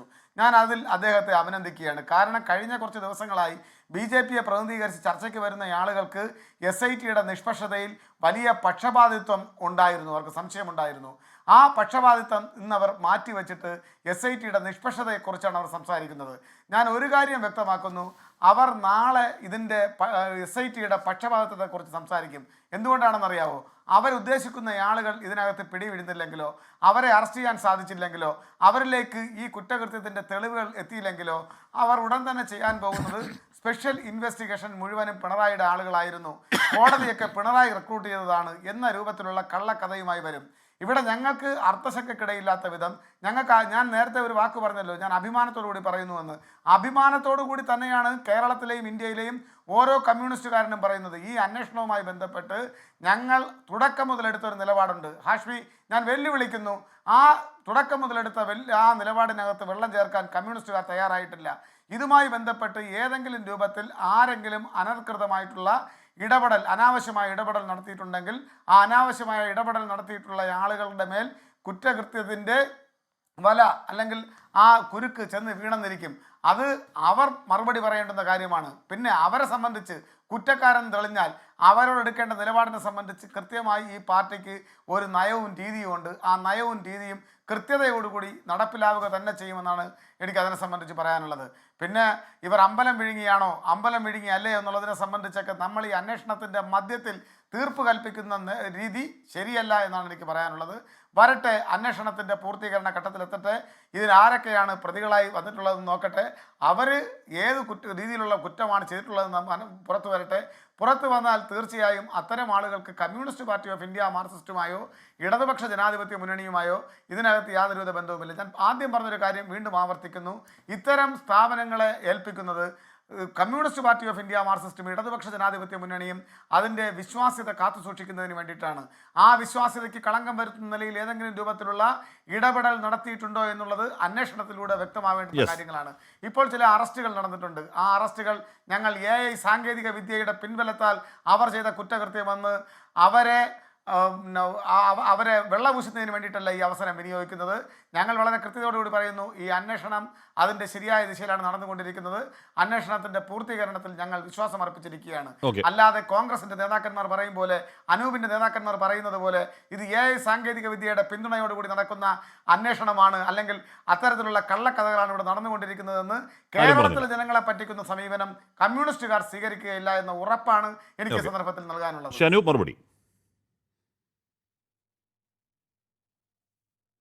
ഇത് വളരെ തുടക്കത്തിൽ തന്നെ CPM-ൻ്റെ പ്രതിനിധി ചർച്ച ആരംഭിച്ചത് ശബരിമലയിൽ കേന്ദ്രീകരിക്കേണ്ട ഒരു ചർച്ചയ്ക്ക് പകരം അദ്ദേഹം കോൺഗ്രസ് MLA രാഹുൽ മാങ്കൂട്ടത്തിനെയാണ് അദ്ദേഹം ഉദ്ദേശിച്ചതെന്ന് വളരെ വ്യക്തമാണ്. അതിലൊക്കെയാണ് ഞാനത് ബോധപൂർവം ഈ ചർച്ച ശബരിമലയിൽ തന്നെ നിലനിൽക്കണം എന്നുള്ളത് കൊണ്ട് പ്രതികരിക്കാതിരുന്നതാണ്, അല്ലാതെ എനിക്ക് മറുപടി ഇല്ലാത്തത് കൊണ്ടല്ല. പക്ഷേ അദ്ദേഹം ആവർത്തിച്ച് പറയുന്നത് കൊണ്ട് പ്രതികരിക്കേണ്ട ബാധ്യതയുണ്ട്. അദ്ദേഹം പറഞ്ഞത് എന്താ, ഞങ്ങൾ നടപടി എടുത്തില്ല എന്നാണ്. രാഹുൽ മാങ്കൂട്ടത്തിനെ കുറിച്ച് ആദ്യത്തെ ആരോപണം, പേര് പോലും പറയാതെ ആദ്യത്തെ ആരോപണം വന്നപ്പോൾ കോൺഗ്രസ് പാർട്ടി അദ്ദേഹത്തെ ഏൽപ്പിച്ച രാഷ്ട്രീയ ഉത്തരവാദിത്തത്തിൽ നിന്ന്, യൂത്ത് കോൺഗ്രസ് പ്രസിഡന്റ് എന്ന് പറയുന്ന രാഷ്ട്രീയ ഉത്തരവാദിത്തത്തിൽ നിന്ന് ഒഴിവാക്കി. പിന്നെ ചില ആരോപണങ്ങൾ അദ്ദേഹത്തിന് നേരെ ചില ഭാഗങ്ങളിൽ നിന്നൊക്കെ കൂടുതൽ ആരോപണങ്ങൾ വരുന്നൊരു സാഹചര്യം ഉണ്ടായപ്പോൾ അദ്ദേഹത്തെ കോൺഗ്രസ് രാഷ്ട്രീയത്തിൽ നിന്നേ ഒഴിവാക്കിയെന്നേ. അദ്ദേഹത്തിന് കോൺഗ്രസ് രാഷ്ട്രീയം പറയാൻ കഴിയുന്നെങ്ങനെ കോൺഗ്രസിന്റെ പ്രാഥമിക അംഗത്വത്തിൽ നിന്ന് അദ്ദേഹത്തെ ഒഴിവാക്കി. കേരളത്തിന്റെ സമീപകാല ചരിത്രത്തിൽ ഇത്ര മാതൃകാപരമായ നടപടി ഏത് രാഷ്ട്രീയ പാർട്ടി എടുത്തിട്ടുള്ളത്? പിന്നെ നടപടി എടുക്കേണ്ടത് ആരാ? പിണറായി വിജയനാ, നിങ്ങളുടെ ആഭ്യന്തര വകുപ്പാ. നിങ്ങളുടെ ആഭ്യന്തര വകുപ്പിൽ നിന്ന് നടപടി സ്വീകരിക്കാത്തത്? രാഹുൽ മാങ്കൂട്ടത്തിലിന് കൃത്യമായ തെളിവുണ്ടെങ്കിൽ അയാളെ ചോദ്യം ചെയ്ത് അയാൾ അറസ്റ്റ് ചെയ്യേണ്ട ബാധ്യത നിങ്ങളല്ല ചെയ്യേണ്ടത്. നിങ്ങൾ എന്നോട് പറഞ്ഞ കാര്യങ്ങൾ ശിവൻകുട്ടി നിങ്ങളുടെ മന്ത്രിയെ പറഞ്ഞ് ബോധ്യപ്പെടുത്തിയാൽ മതി. ഞങ്ങളുടെ അടുത്തൊന്നും പറയണ്ട. ഞങ്ങൾ നിങ്ങളുടെ ഈ പറയുന്ന കുറ്റാരോപിതനല്ലേ, കുറ്റം ചെയ്ത ആളല്ലല്ലോ എന്ന് നിങ്ങളുടെ ഗോവിന്ദൻ മാസ്റ്റർ പറഞ്ഞ പോലെ ഞങ്ങൾ പറഞ്ഞിട്ടില്ലല്ലോ. ഞങ്ങളെന്താ, ഞങ്ങൾ ചെയ്യേണ്ട നടപടി ഒരു സംഘടന എന്നുള്ള നിലയ്ക്ക്, ഒരു പാർട്ടി എന്നുള്ള നിലയ്ക്ക്, ഉത്തരവാദിത്തപ്പെട്ട രാഷ്ട്രീയ സംഘടന എന്നുള്ള നിലയ്ക്ക് ഞങ്ങൾ സ്വീകരിക്കേണ്ട സമസ്ത നടപടികൾ സ്വീകരിച്ചിട്ടുണ്ടെന്നേ. ഹാഷ്മി ഉൾപ്പെടെയുള്ള ചർച്ചകളിൽ ഞാനടക്കം ആ വിഷയങ്ങളിൽ വന്നു നിന്നുകൊണ്ട് ഞങ്ങളുടെ പാർട്ടിയുടെ നൈതികമായ നിലപാടുകൾ വ്യക്തമാക്കിയിട്ടുണ്ട്. അല്ലാതെ ഇന്നലെ നിങ്ങളുടെ നാടൻ കെട്ട് സംസ്ഥാന സെക്രട്ടറി ഉണ്ടല്ലോ, ഗോവിന്ദൻ മാസ്റ്റർ പറഞ്ഞതുപോലെ ഇത് കുറ്റാരോപിതനാണല്ലോ, കുറ്റം ചെയ്ത ആളല്ലല്ലോ, കുറ്റം തെളിയട്ടെ എന്നിട്ട് നോക്കാം. അല്ല,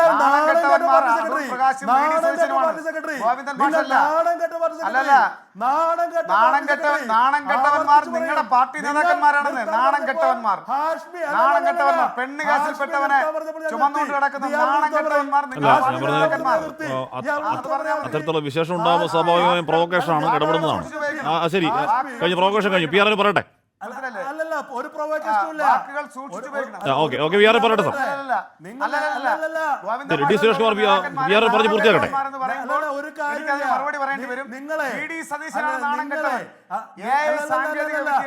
ഓക്കെ അങ്ങോട്ടും ഇങ്ങോട്ടും ആക്ഷേപമായി. ഇനി ശരി, അങ്ങോട്ടും ഇങ്ങോട്ടും ആക്ഷേപിച്ചു. 1-1. ഇനി വി ആറിന് പറയട്ടെ. ശരി 1-1 അല്ല 1-2. ശരി 1-1. ശരി, സ്കോർ ബോർഡിൽ 1-2 1-3 ഒക്കെ ആയി. വിട്ടേക്ക് അതിന് വിഷയത്തിലേക്ക് അനു പറഞ്ഞു കൊടുത്തേക്ക്. ഓക്കെ അല്ലേ, അത് ഞാൻ പറയാം മറുപടി പറയണോ എന്ന് ഈ CPM-ന്റെ ബഹുമാന്യായ പ്രതിനിധി ചോദിച്ചപ്പോൾ അപ്പോൾ തന്നെ ഞാൻ മറുപടി പറയാൻ പറഞ്ഞതാണ്. അപ്പോൾ ഹാഷ്മി പറഞ്ഞു എൻ്റെ ഊഴത്തിൽ പറയാൻ പറഞ്ഞപ്പോൾ ഞാൻ അനുസരിച്ചു. ഞാനിത് കംപ്ലീറ്റ് ചെയ്യണമെങ്കിൽ ഞാൻ കംപ്ലീറ്റ് ചെയ്യാം. ഇദ്ദേഹം എന്താ പറയുന്നത്, ഞങ്ങൾ കമ്മ്യൂണിസ്റ്റുകാരൊക്കെ പരമ പരിശുദ്ധർ, കോൺഗ്രസ് എന്ന് പറയുന്നത് ഈ പറയുന്ന തെറ്റ് ചെയ്തവരെ സംരക്ഷിക്കുന്ന ആളുകൾ. ഞാൻ പറഞ്ഞില്ലേ, ഇപ്പോഴും ഇവരുടെ നാണം കെട്ടെന്ന പദം തിരുത്തുന്നു. ബഹുമാന്യനായ, അതാണെന്ന് പ്രശ്നം, ബഹുമാന്യനായ പാർട്ടി സെക്രട്ടറി ഗോവിന്ദൻ മാസ്റ്റർ എന്താ പറയുന്നത്, കുറ്റം ചെയ്തിട്ടില്ല, കുറ്റാരോപിതനാണ് എന്ന് പറഞ്ഞ് നിൽക്കുക. ഞങ്ങൾ എന്താ ചെയ്തത്? ഞങ്ങൾ കുറ്റാരോപിതൻ മാത്രമായ വ്യക്തിയെ, ഒരു നടപടിയും എടുക്കാത്ത വ്യക്തിയെ, പോലീസ് അറസ്റ്റ് ചെയ്യാത്ത വ്യക്തിയെ ഞങ്ങൾ ഞങ്ങളുടെ സംഘടനാപരമായി നൈതികത ഉയർത്തിപ്പിടിച്ച് സാധ്യമായ എല്ലാ ഇനി താൻ മിണ്ടരുത്. അല്ല, അങ്ങനെ CPM-ന്റെ പ്രതി സംസാരിക്കില്ല. ഞാൻ പറഞ്ഞുകൊണ്ടിരിക്കുമ്പോ മറുപടി ഇല്ലാത്തത് കൊണ്ട് നിങ്ങൾ ഇടയ്ക്ക് കയറുക. അല്ലല്ല, കള്ളൊന്നല്ല. നിങ്ങൾ പറയുന്നതൊക്കെ സത്യ. നിങ്ങൾ ഈ പറയുന്നത് കോൺഗ്രസിനെ അധിക്ഷേപിക്കുക, കോൺഗ്രസുകാരെ സംരക്ഷിക്കുക എന്ന് പറയാ, ഈ വിഷയവുമായി ബന്ധമില്ലാത്ത വിഷയം ഉന്നയിക്കുക, അതൊക്കെ ആദ്യം നമ്മൾ കേട്ടിരിക്കുക. നിങ്ങൾ അതിന് പറയുമ്പോൾ മറുപടി പറയാൻ നിൽക്കുമ്പോൾ അവതാരകം പറഞ്ഞു കേട്ട് ഞാൻ പിന്മാറുക. പിന്നെ അതൊക്കെ കയ്യിൽ വെച്ചാൽ മതി. നിങ്ങൾ പാർട്ടി ഓഫീസിൽ വന്ന് ചർച്ചയ്ക്ക് വന്ന ആളല്ല, ഹാഷ്മി എന്നെ വിളിച്ചിട്ട് ചർച്ചയ്ക്ക് വന്ന ആളാണ്.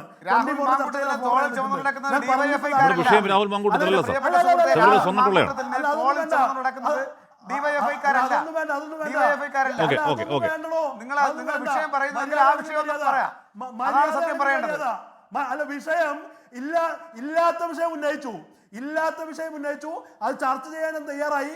എന്നിട്ട് ആ ചർച്ച പൊളിഞ്ഞു എന്ന് കണ്ടപ്പോ വീണ്ടും ചാടി വരുന്നു. മിസ്റ്റർ, അതൊന്നും വേണ്ട. ഞാൻ പറയാനുള്ളത് പറയും, നിങ്ങളുടെ ഒഴുത്ത് നിങ്ങൾക്ക് പറയാനുള്ളത് പറയാം. വിഷയവുമായി ബന്ധമില്ലാത്ത വിഷയം ഉന്നയിച്ചു, അതിന് ഞാൻ മറുപടി പറയുന്നു. ഞാൻ എന്താ പറഞ്ഞത്? ഞാൻ വളരെ ചുരുക്കി പറയാം, മാന്യമായി പറയാം. ഞങ്ങൾ ഈ ശബരിമലയിൽ കേന്ദ്രീകരിച്ചൊരു ചർച്ച വരുമ്പോൾ അദ്ദേഹം പറഞ്ഞത് എന്താ, മറ്റൊരു വിഷയത്തിൽ മറ്റൊരു MLA ഞങ്ങളുടെ ഭാഗം വിശദീകരിച്ചു കഴിഞ്ഞു. ഞങ്ങളെ സംബന്ധിച്ച് കുറ്റാരോപിതൻ മാത്രമായ ഈ പറയുന്ന ഇരകൾ പോലും പുറത്തു പറയാത്തൊരു കേസിൽ, വ്യക്തതയില്ലാത്തൊരു കേസിൽ ഞങ്ങളെ കൊണ്ട് സ്വീകരിക്കാൻ കഴിയുന്നതിന്റെ നൈതികമായ സംഘടനാപരമായ നടപടിയുടെ പി ആർ ശിവശങ്കർ ഒരു രാഷ്ട്രീയവാദം ഉന്നയിക്കൽ എന്നതിനപ്പുറം രാഹുൽ മാങ്കൂട്ടത്തിൽ കേസും ശബരിമല സ്വർണ്ണക്കൊള്ളും തമ്മിൽ താരതമ്യങ്ങളില്ല എന്ന് പറയുന്നവർക്കും അറിയാം, എല്ലാവർക്കും അറിയാം. P R Sivasankar, Sabarimala case എന്താണ്? ശബരിമല കേസ് കേരളത്തിന്റെ അഭിമാനമായി നിൽക്കുന്ന ഒരു കാനന ക്ഷേത്രത്തെ ഒരു കൂട്ടം ഒരു മാഫിയ സിൻഡിക്കേറ്റ്, പോറ്റി അടങ്ങുന്ന പത്മകുമാർ വരെ എത്തി നിൽക്കുന്ന, അതിനപ്പുറം ഉണ്ടോ എന്നറിയില്ല, ഒരു കാട്ടുകൊള്ളക്കൂട്ടം, ഒരു മാഫിയ സിൻഡിക്കേറ്റ് അവിടെ കൊള്ളയടിച്ചു എന്നുള്ളതാണ് ആ കേസ്. ഗുരുതരമായ കേസാണ്. അതിൻ്റെ ഇംപ്ലിക്കേഷൻ എന്താണ്? ഇംപ്ലിക്കേഷൻ ഈ പറയുന്ന സാധാരണക്കാരായ വിശ്വാസികളില്ലേ, ആ വിശ്വാസികൾ അയ്യപ്പൻ ഒരുതരി പൊന്നു കൊണ്ടിടുന്ന ശീലം അവർക്കുണ്ട്. അവിടെ നിന്ന് ഇവിടെ നിന്നൊക്കെ ഉണ്ടാക്കി ഒരുതരി പൊന്ന്, ആ പൊന്നു കൊണ്ടിടാൻ കൈവിറയ്ക്കുന്നു. ഇത് അയ്യപ്പന് പോകുമോ എന്നൊരാശങ്ക ഉണ്ടാകുന്നു എന്നതടക്കം വിശ്വാസ തകർച്ച അടക്കം അവിടെ ഉണ്ട്. ആ വിശ്വാസം തിരിച്ചുപിടിക്കലടക്കം പ്രധാനമാണ്. അത് SITയുടെ ഈ അന്വേഷണ വഴിയിൽ അതുകൂടി സാധ്യമാകണം. CPR ശിവശങ്കർ. തീർച്ചയായിട്ടും താങ്കൾ പറഞ്ഞ വാക്കുകളുടെ ഒരു അന്തസത്ത അല്ലെങ്കിൽ അതിൻ്റെ ഒരു വികാരം ഞാനും മാനിക്കുന്നു. തീർച്ചയായിട്ടും കോടിക്കണക്കിന് ആളുകൾ വിശ്വാസം അർപ്പിക്കുന്ന ആ കാനനക്ഷേത്രം, അതിൽ താങ്കൾ പറഞ്ഞതിൻ്റെ ഒരു അഡീഷണൽ, അത് ഒരു വിശ്വാസം മാത്രമല്ല, കേരളത്തിൻ്റെ സാമ്പത്തിക വളർച്ചയെ ഒരു 3 തൊട്ട് 6 മാസം വരെ ഉന്തിക്കയറ്റുന്ന, അതിനെ പിടിച്ചു നിർത്തുന്ന ഒരു സാമ്പത്തിക സ്രോതസ് കൂടി. ശരിക്കും പറഞ്ഞാൽ കേരളത്തിൻ്റെ ബ്രാൻഡ് അംബാസഡർ കൂടിയാണ് അയ്യപ്പൻ. കാരണം ഒരു പ്രധാനപ്പെട്ട എല്ലാ ജില്ലകളും ഉയർത്തെഴുന്നേക്കുന്ന ഒരു കാലഘട്ടം കൂടിയാണ്. അതുകൊണ്ട് പല രീതിയിലും ശബരിമലയുടെ ആത്മീയ തേജസ്സും അതുപോലെ തന്നെ ഇത്തരത്തിലുള്ള ഒരു ടൂറിസം കാര്യങ്ങളും എല്ലാം നോക്കുമ്പോൾ കേരളത്തിലെ എല്ലാവരും അതിനോട് വിശ്വസിക്കണം. നിരീശ്വരവാദികൾ പോലും അതിനെ പിന്തുണയ്ക്കും എന്ന് ഞാൻ വിശ്വസിക്കുന്നു. പക്ഷേ ഈ ചർച്ചയുടെ പ്രധാനപ്പെട്ട കാര്യം, ഞാൻ ഈ ചർച്ച ആസ്വദിക്കുകയായിരുന്നു. എൻ്റെ പ്രിയ സുഹൃത്ത് സുരേഷും അതുപോലെ തന്നെ അനൂപും, ഇവർ തമ്മിൽ ഈ അങ്ങോട്ടും ഇങ്ങോട്ടും നാണം കെട്ടെന്ന് നോക്കുമ്പോൾ ഇന്ത്യ സഖ്യത്തിലെ 2 പേരിരുന്നു കൊണ്ട് ഇരു കൂട്ടരും നാണം കെട്ടവരാണെന്ന് പറയുമ്പോൾ എനിക്കതിനൊരു തർക്കമില്ല. 2 പേരും, അത് ഏത് കാര്യത്തിലായാലും, AI വിഷയമായാലും ഇതിൽ IA എന്ന് പറയേണ്ടി വന്നാലും, ഈ കാര്യത്തിൽ നിങ്ങൾ 2 പേരും സത്യസന്ധമായിട്ട് കാര്യം പറയുന്നുണ്ട്, 2 പേരും കണക്കാണെന്ന് ജനങ്ങൾ മനസ്സിലാകും. ഒരു കാര്യം ഉറപ്പാണ്, ഈ സംസ്ഥാനത്തെ എല്ലാവർക്കും ഇത്തരത്തിലുള്ള ആനുകൂല്യമില്ല. കമ്മ്യൂണിസ്റ്റ് പാർട്ടിയുടെ തെറ്റ് ചെയ്തവരെല്ലാം ശിക്ഷിക്കപ്പെടും എന്ന് പറയുമ്പോൾ അതിൽ ചിലവരുടെ മക്കൾ, അത് കൊടിയേരിയുടെ മക്കൾ വരെയുള്ളൂ, അതല്ലെങ്കിൽ പരമോന്നത കുടുംബത്തിലെ ചില മക്കൾക്ക് എന്തെങ്കിലും ആരോപണം വന്നാൽ അത് നമുക്കറിയാമല്ലോ ഹാഷ്മി, എങ്ങനെയാണ് ന്യായീകരിച്ചതെന്ന്. അത് ട്രിബ്യൂണലിൻ്റെ വിധി, വെറും അന്വേഷണമല്ല. ഇപ്പോൾ കുറ്റകൃത്യം പോലെയല്ല, ട്രിബ്യൂണലിൻ്റെ വിധി വന്നാൽ പോലും അതിനെ ന്യായീകരിക്കുവാൻ, ഒരു പരമോന്നത കുടുംബത്തിലെ മക്കളുടെ പേരിൽ വിധി വന്നാൽ പോലും ന്യായീകരിക്കാൻ ശ്രമിച്ചവരാണ്. അതുകൊണ്ട് പത്മകുമാറിൻ്റെ വിധി, ആ വിധിയെയും ഈ അന്വേഷണത്തെയും അത്ര നിരുപദ്രവമായിട്ടല്ല ഗോവിന്ദൻ നോക്കിക്കാണുന്നത്, അല്ലെങ്കിൽ പാർട്ടി നോക്കിക്കാണുന്നത്. ഇത് വളരെ ഗൂഢമായി ഇവർ ചില പദ്ധതികൾ ഇരു കൂട്ടരും ശ്രമിക്കുന്നുണ്ട്. അതുകൊണ്ട് തന്നെ പത്മകുമാർ ഒരു മുറിവേറ്റ മൃഗമാണ്.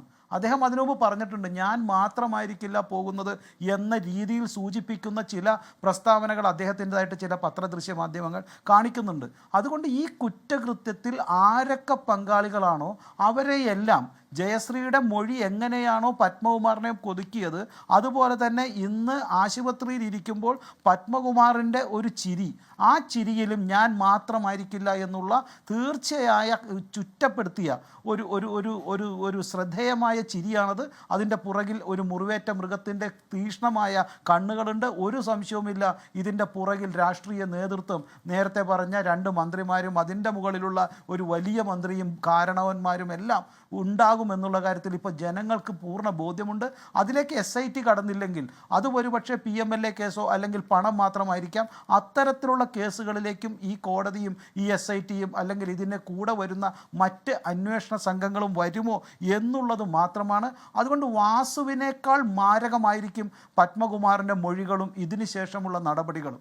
അത് SIT എങ്ങനെ തീരുമാനമെടുക്കുന്നു?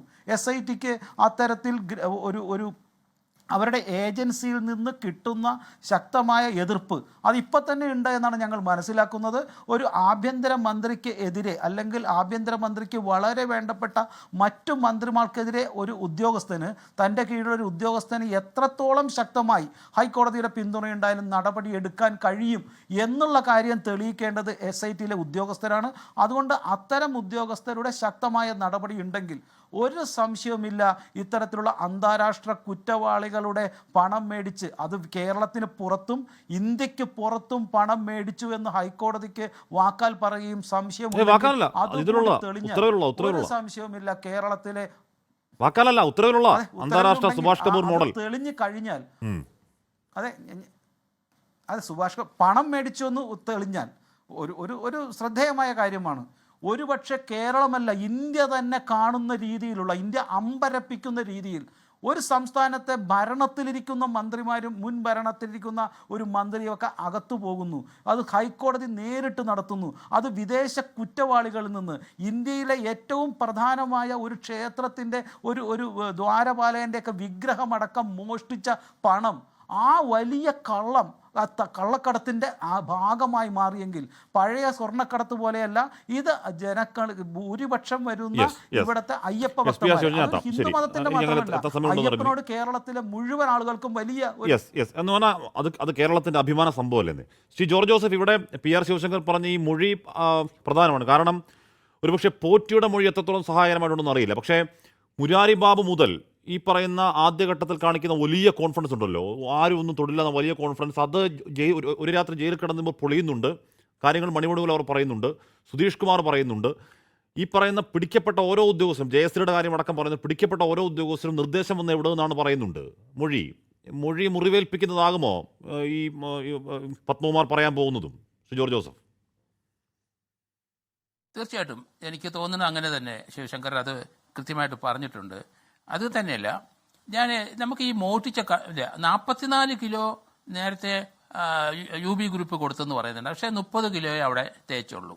അപ്പോൾ 44 കിലോയുടെ സ്വർണ്ണം അവിടെ ഉണ്ടെന്ന് ഏകദേശം മനസ്സിലായി നമുക്ക്.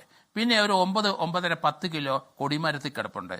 പിന്നെ വേറെ BJPയുടെ അദ്ദേഹം പറഞ്ഞൊരു കാര്യം, ഞാനത് നേരത്തെ പറഞ്ഞ് മനസ്സിലാക്കിയിട്ടുള്ള കാര്യം, അത് നമുക്ക് അങ്ങോട്ട് വിടാനൊക്കൂല. കാരണം നടയടയ്ക്കുമ്പോൾ അരിവരാസനം പാടി അതിനുശേഷം നടയടയ്ക്കുമ്പോൾ അവിടെ അയ്യപ്പന് ഒരു രുദ്രാക്ഷമാലയും ഒരു യോഗദണ്ഡും ധരിപ്പിക്കും. അതിനുശേഷം ആണ് ഭസ്മാഭിഷേകം നടത്തിയിട്ട് നടയടയ്ക്കുന്നത്. അതെവിടെ പോയി ആ സാധനം? ഇങ്ങനെ ഒത്തിരി സ്വർണമായിട്ട് ബന്ധപ്പെട്ട വളരെയധികം സാധനങ്ങൾ ശബരിമലയിൽ നിന്ന് അടിച്ചു മാറ്റിയെന്നേ. നമ്മൾ വിചാരിക്കുന്ന പോലെയല്ല. 50 കിലോ സ്വർണം അവിടുന്ന് പോയിട്ടുണ്ട്. അതിൻ്റെ എത്ര ഭാഗം അവിടെ ഉണ്ടെന്ന് മാത്രമേ ഉള്ളൂ. ആ പണം എങ്ങോട്ട് പോയി? അത് തീർച്ചയായിട്ടും കണ്ടെത്തിയേ പറ്റുള്ളൂ നമുക്ക്. കാരണം 125ഓളം അമ്പലങ്ങള് വരുമാനമില്ലാത്ത 10-100 അമ്പലത്തിന്റെ അവിടുത്തെ ജീവനക്കാർക്ക് പണം കൊടുക്കുന്ന ശബരിമലയിൽ നിന്നാണ്. എത്ര കുടുംബങ്ങളാണ് കഴിയുന്നത് നമ്മൾ ആലോചിച്ചോണം. അത് അടിച്ചു മാറ്റാൻ കഴിയില്ല. അതിപ്പം ആര് സംരക്ഷിക്കാൻ പോയാലും ശരി അത് വിലപ്പോവില്ല. കാരണം ഇതൊരു ആഭ്യന്തരമന്ത്രിയോ അല്ലെങ്കിൽ DGPയോ അല്ല ഈ കേസിന്റെ ഡയറക്ഷൻ കൊടുക്കുന്നത്, കേസ് അന്വേഷിക്കുന്നത്. അത് ഡിവിഷൻ ബെഞ്ച് തന്നെയാണ്. അതുകൊണ്ട് കൃത്യമായ നടപടി വരും. അതുകൊണ്ട് നേരത്തെ BJPയുടെ അദ്ദേഹം പറഞ്ഞ പോലെ തന്നെ ഇത് ഇവിടം കൊണ്ട് നിൽക്കില്ല. കാരണം കാര്യങ്ങൾ അങ്ങനെയല്ല. നേരത്തെ ഹൈക്കോടതി ഒരു സംശയം വിദേശത്തുള്ള ഒരു കള്ളക്കടത്തുകാരൻ്റെ പേര് പറഞ്ഞിട്ടുണ്ട്, കബൂർ. അപ്പോൾ അത് ആ രീതിയിലോട്ട് കാര്യങ്ങൾ നീടും. ED ഇപ്പം വന്നും കഴിഞ്ഞു. അതുകൊണ്ട് നമ്മൾ ഉദ്ദേശിക്കുന്ന മാനദണ്ഡങ്ങളല്ല. കാലാകാലങ്ങളായിട്ട് 90-98 മുതൽ ഉള്ള മോഷണമാണ്. അത് എത്രത്തോളം വലുതാണ് എന്ന് SIT എങ്കിലും കണ്ടുപിടിച്ച് കൊടുക്കുമെന്നാണ് ഞാൻ കരുതുന്നത്. അതുകൊണ്ട് ഇപ്പോഴത്തെ ഈ അറസ്റ്റിന് ശേഷം വലിയ അറസ്റ്റുകൾ 1-2 എണ്ണം നടക്കും. ഏതളവിലുള്ള ആൾക്കാരാണെങ്കിലും അകത്താവട്ടെ എന്ന് പറഞ്ഞാൽ ഇത് എൻ്റെ സമയം കഴിയുകയാണ്. എന്തായാലും ഇത് ഒരു വഴിയിൽ നിന്ന് വീട്ടമ്മയുടെ മാല പൊട്ടിച്ചുകൊണ്ട് ഗോവർദ്ധന് വിറ്റ കേസല്ല, ശബരിമലയിലെ സ്വർണം വിറ്റ കേസുമല്ല. ഇത് കോടിക്കണക്കിന് ആളുകൾ അവരുടെ ഹൃദയവികാരമായി, ഇടനെഞ്ചിലെ വികാരമായി കാണുന്ന അയ്യപ്പ വിശ്വാസത്തെ ഒറ്റിക്കൊടുത്ത വഞ്ചിച്ച കേസാണ്. ചെറിയ കളിയല്ല. എൻകൗണ്ടർ പൂർണ്ണമാകുന്നു. ചർച്ചയിൽ പങ്കെടുത്ത എല്ലാവർക്കും നന്ദി. പ്രിയ പ്രേക്ഷകർക്ക് ശുഭരാത്രി.